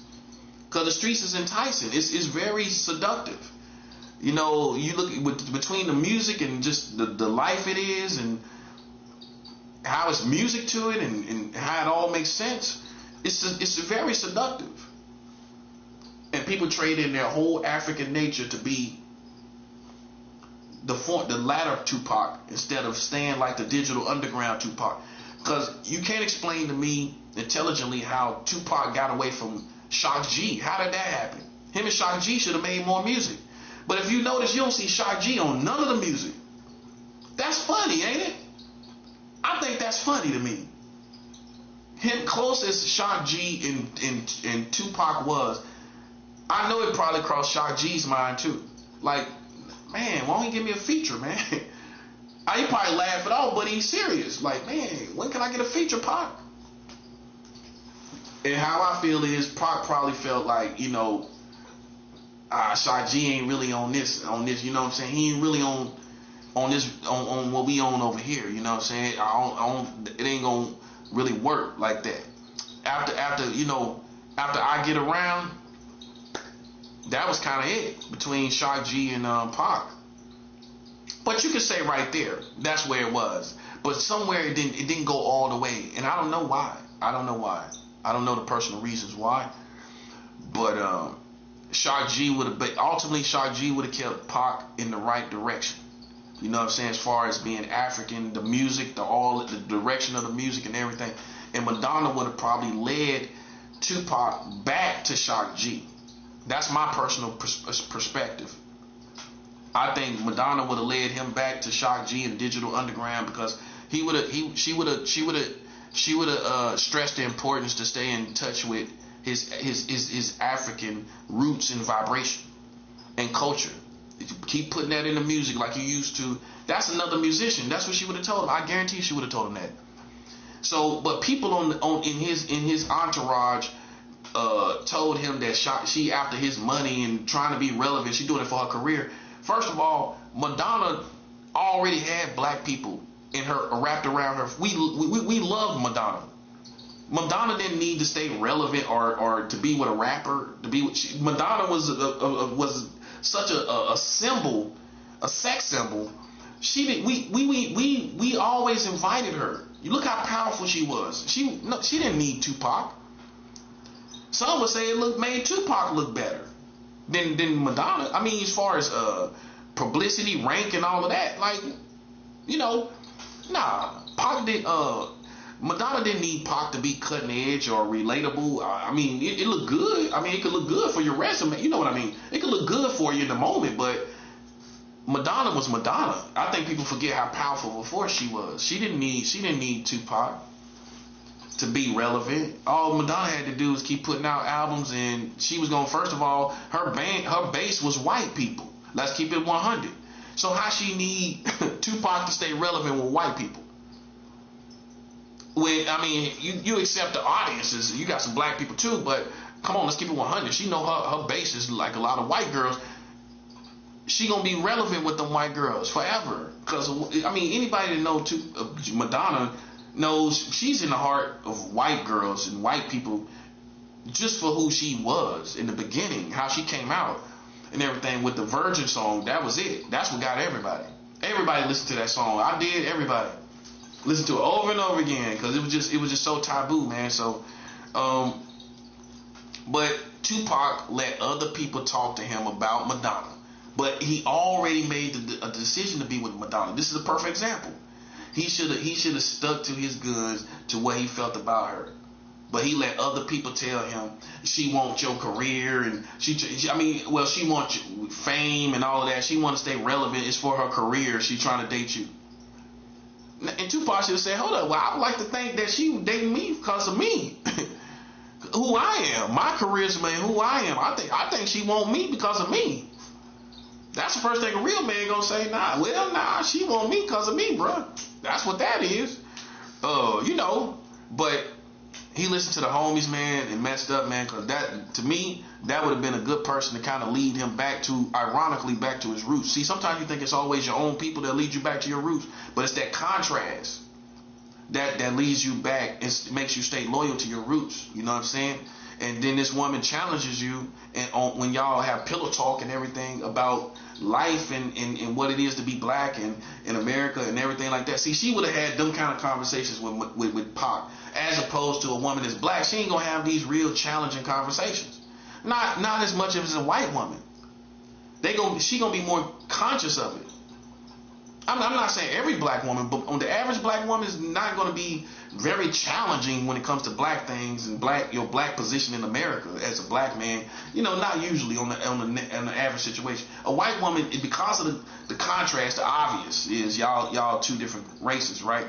She's gonna want to know certain things. She's gonna be curious about your perspective on a lot of things about being black in America and a lot of other stuff. So that would have kept Tupac. That would have kept Tupac cutting edge. He was already in the lane to talk about those type of things. That's what makes it definitely perfect. She would have kept him on his toes about being all what he was already all about. She would have kept him on his toes about what he was already all about. And he let somebody else talk him out of it. See, that's a perfect example of following your heart, doing what you want to do. You know what I'm saying? He should have been with Madonna. He should have. He should have been with her, because it just, they both were kind of on the same level of being rebels. You know what I'm saying? Both of them. Because Tupac wasn't always saying what black people think he should say, and Madonna wasn't always doing what white people think she should do. You know, so you got to do what's best for you, no matter what people feel and think and everything like that. You know what I'm saying? I don't know if the world gonna last long enough for me to get another relationship, but I would like it if I did. But I really don't see, like, many black men don't really have access to, if they feel compatible with other women, white women or other different races of women, we still don't really have access to them. If we don't work a certain place and our job is the only thing that can put us in their vicinity, but where we don't live among white women or Asian women or anything like that, so we can't holler at them on, like on a more frequent basis than others. You know what I'm saying? That's what makes us wind up, I'm not saying settling, but just keeping our minds on what's around us. You know what I'm saying? So, but a lot of men would date other women. You know what I'm saying? It's nothing wrong with that. It's not throwing off on another one. It's about compatibility. That's what it's all about. It's about being compatible. You know what I mean? As far as a relationship, because you can have money, sex, and great money, but if you're not compatible, I guarantee you that's gonna be the reason why you break up. You can have great sex, you can have money and all of that, stability, but if you don't have compatibility, when stress comes to a relationship, it's gonna fold. Compatibility is what's gonna keep you together. If you can laugh through stuff, if you can find compatibility, camaraderie through wars and everything, y'all compatible through the wars and everything, y'all ain't separating during wars. Some couples separate during warfare. You know what I'm saying? Whether it's spiritual warfare or physical, they separate. They go two different ways, like break it up, and like doing a crime. Like, you go this way, I go this way. That ain't how it's supposed to be. If you got camaraderie, you know what I'm saying, and compatibility, you should be able to join together during war times. You know what I'm saying? That's an indication of whether you compatible or not. If y'all not compatible during struggle, any type of struggles and wars too, how you gonna make it? When life is always handing you a raw hand, a bad deal, how you gonna get past it? You gotta have somebody you compatible with that's gonna make it worth it. If you're compatible with this person, you love bouncing off this person, laughing with this person, talking with this person, it's gonna make everything worth it. But once that person's fighting against you on top of this stuff you're going through, it's not worth it. That person has just become another problem, or you may have become a problem to them, or a combination of both, right? It's a lost cause. Even though the sex may be good, but whatever else may be good, but it's not worth it. But some people will never admit it. Some people will just go through life never coming to terms with that. You know what I'm saying? And some people do. So, you got to make up your mind to go with what you feel. You know what I'm saying? I go with what I feel, man. You know what I'm saying? If I keep trying to make it work with black women and it's not working, then I'm gonna try something else. I'm not gonna practice insanity doing the same thing expecting different results. I'm doing the same thing trying to date black women, I'm getting the same results, drama, right? I'm gonna try something else. It's not criticizing a whole people. It's just my situation. Maybe they see me a certain way that, and I can't get the respect I need. I don't know, but I gotta go try something else. If I'm, that's preferable for me. I want to try something else because it becomes a form of insanity, man. You keep trying to do the same thing. You know what I'm saying? You get the same results. It's time to try. I can say I really did try with black women. I can say that. I can say I honestly gave it a lifetime shot at this point. I produced a child with a black woman.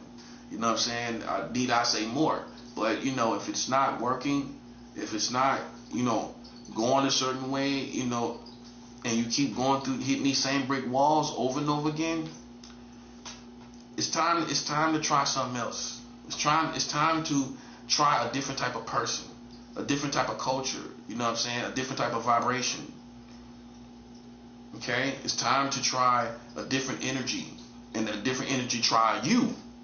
All of that applies to you. It's time for them to try, you know what I mean? But they try something different. They see you, they like you, a different type of woman, like your vibration, like your energy, and you get reciprocated with the same love and the same embrace. You get taken seriously. Some of you don't get taken seriously by black women. And it could be, I don't know, I can't tell you always why, but you might be taken more seriously by somebody else, a different race of woman. Because it's different cultures, that's why. You know what I'm saying? It's like you might get taken way more seriously. And a man has to be taken seriously. You can't be with a woman that treats you like a clown. No. You gotta be taken seriously. So, that's how it is,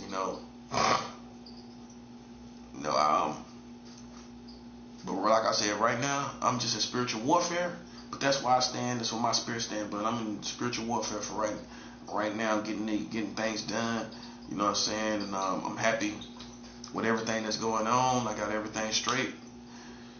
Like today, I decided to do a fast, and this is what I recommend doing a fast when you run your errands for the month. Do a fast the next day, or within 5 days, do a good, nice fast to get all negative gang stalking and energy off of you, all the witchcraft they throwed at you when you was out there. You know what I'm saying? Doing your errands and everything. 'Cause most people run errands about once or twice a month, right? In these days, right? Maybe more, but the big errand that you gotta run, you gotta get everything done. Do a fast. That's what I'm doing. You know what I'm saying? Even now, because that's what's gonna get your spirit back in the right position, past all the games and all the foolishness, man. That's what's gonna get your spirit right back in the right place. So that's what I'm doing. Like, I'm fasting today. I got all my groceries, everything. I could be eating good, everything. Nah. I care more about now. Just how you're growing, you care more about your spirit being right. Past all these accusations and lame games they playing. I'd rather not even eat right now and fast and get all that negativity out of my atmosphere, and God just overpower all the witchcraft, all the telepathy, psychic power, all the ways they trying to catch us in a jam, and they ain't gonna catch us in no jam, right?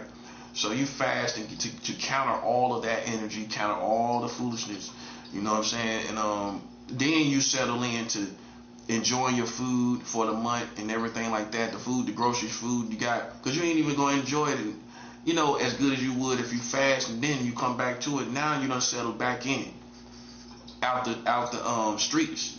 You know what I'm saying? Now you back out the streets. You back in the house. You back out the way. Now you can fast. You fast. You know what I'm saying? Now your spirit is right in the right position again. That's what you got to do, man. A lot of times we got to go out there fasting or come back fasting. Meaning fasting while we going out there or before we go out there, and fasting after we go out there. You know what I'm saying? It's like taking spiritual baths. You got to get all that foolishness off of you. You got to, man. Because that's what they doing. They targeting the whole Christian community for the most part. And when we go out there and run our errands, we got to go fast. We got to come back fasting after that, just to clear all that negativity out. You know what I'm saying? That's what we got to do. You know what I'm saying? And that method works, because you're going to feel way better when you come back to your food, you come back to everything. You're going to feel way, way better. As opposed to, just digging into your food and, you thinking about all the stuff said and everything like that. You just get back in the spirit. You know what I'm saying? Get back in the right spirit and everything. And when you give offerings too, I believe in fasting with your offerings. You know what I'm saying? I just gave an offering down to South America, down in Colombia. So it's all about being in the right spirit. You know what I'm saying? Getting back in that right spirit. They're not conscious of it. You are. You know what I'm saying? When you are in a comfortable right spirit and energy, and when people, and then all the stuff people been saying, all that stuff is trying to come against you. You come in here, you come back in your place, you're getting all that negative energy off of you. You're getting back in the flow of being in God's presence and everything. That's how God wants you. It's almost over for these people. That's why they lashing out, and they gonna lash out more because of everything that's going on. They gonna lash out more, and you gotta sidestep it. You gotta sidestep all the stuff. Like somebody done been in my room stealing from me, stealing my toothbrush, just crazy stuff, stealing my trash bag, taking my card and putting it, my old card, I don't got nothing on it, but all out there somewhere around or whatever, and all that was to do was to kind of create confusion, because I just gave over $1 million to Colombia. So all that was the devil trying to get me revved up against the community, against this building. Or I'm not even worried about it. You know what I'm saying? I'm just doing too good to care. I'm just doing too good to stoop down to those low levels, man. I don't care about it. I went and got me another toothbrush. I had to use a silver dollar. See, this is how that I've been had for a long time, but that's okay. I'm not worried about it. I'm not worried about it, man, at all, man, because it's so much more that's coming that's going to give me joy. You know what I'm saying? It's so much more that's coming that's going to give me peace. I'm not worried about it, man. I'm really not worried about it. You know what I'm saying? You know, people want attention, you know, and we got to remember that. Don't give people the attention that they want. They want attention so bad. Don't give them no attention. If you already got a reputation like me and you're basically famous, you know, they're going to want attention. You know, they're going to want to be a part of your story more than anything. And you can't give people that. Don't give people being a part of your story. They don't deserve to be part of your story. So you just keep to yourself, man. Like they say, it's lonely at the top. It's lonely at the top of high rank too. Being a spiritual person is in America where everybody's not spiritual and abstaining from the culture, and we abstaining from all the culture. You know what I'm saying? We're not part of it. We're not trying to be part of it. It's gonna be lonely at the top. You know what I'm saying? When you really elevate and really live for God, it's gonna be lonely at the top. That's okay. You got God the Holy Ghost is gonna make you used to it. He gonna get you comfortable with it. You gotta submit to it. Get used to being in and staying out the public. You gotta get used to that. It's getting more dangerous out there, even without the gang stalkers. You got people that's doing stuff to people randomly, random killings and stuff. That ain't got nothing to do with gang stalkers. You got to remember, even with the imposters, there's real evil out there, and you got to make sure while you're watching the imposters to watch out for the real evil. You know what I'm saying? The real evil people. You know, and so you stay more to yourself. You learn to be a true homebody right now. That's what you got to learn, to be a homebody. You know, and be to yourself. Be to yourself, man. You know what I'm saying? Learn, let it burn. Stay in the house. Especially females, learn to stay home. Learn to chill. Get on your phone, watch a little spiritual movie or something. Watch some spiritual videos, and just learn, man, to be at home, man. Just get used to it. You know what I'm saying? I've mastered being a homebody. You know what I'm saying? I have no problem with it. And people think, especially with these accusations, that means you got something to hide, man. But completely oblivious to the world we now live in. You know, besides them, you know, it's crazy world. I'm not going out there and just hanging out and waiting for something to happen. That's when something gonna happen. As soon as you go out all the time, everything like that, that's when you're gonna get a problem out there. That's all it is. But if you move a certain way, like you ain't really out there, that's gonna be perceived. I'm telling you. People can tell I'm point A to point B. I'm not trying to linger. I'm not trying to hang out at all. I'm too old for it, I feel. You know, I'm not saying I'm old, but you know, it's past my age bracket. I don't feel like just posting up. You know what I'm saying? I'm too old for posting up. I'd rather go home and chill and watch a movie at the house. Make me something to eat and sit back. See, the older you get, you're gonna retreat to the house anyway. Cause now you got your own place to stay. Kids don't got their own place to stay.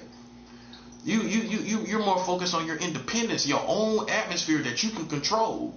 That's the whole point about a house, is I can control this whole atmosphere, and it's gonna be complimenting to me. This whole atmosphere is gonna be complimenting to me, not half of it.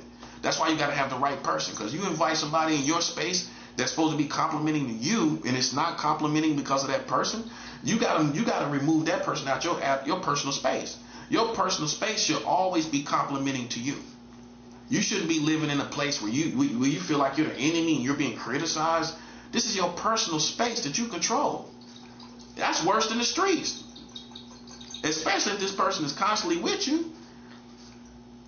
That's worse than the streets. You know, you might get a little something going on every once in a while in the streets, but every day or every week you got to deal with this person that's just conflicting against your peace and your atmosphere, and you feeling comfortable in your own space and place. Nah. That's why you don't invite just everybody into your personal space, because you control that atmosphere. That's supposed to be complimenting to you. When they don't compliment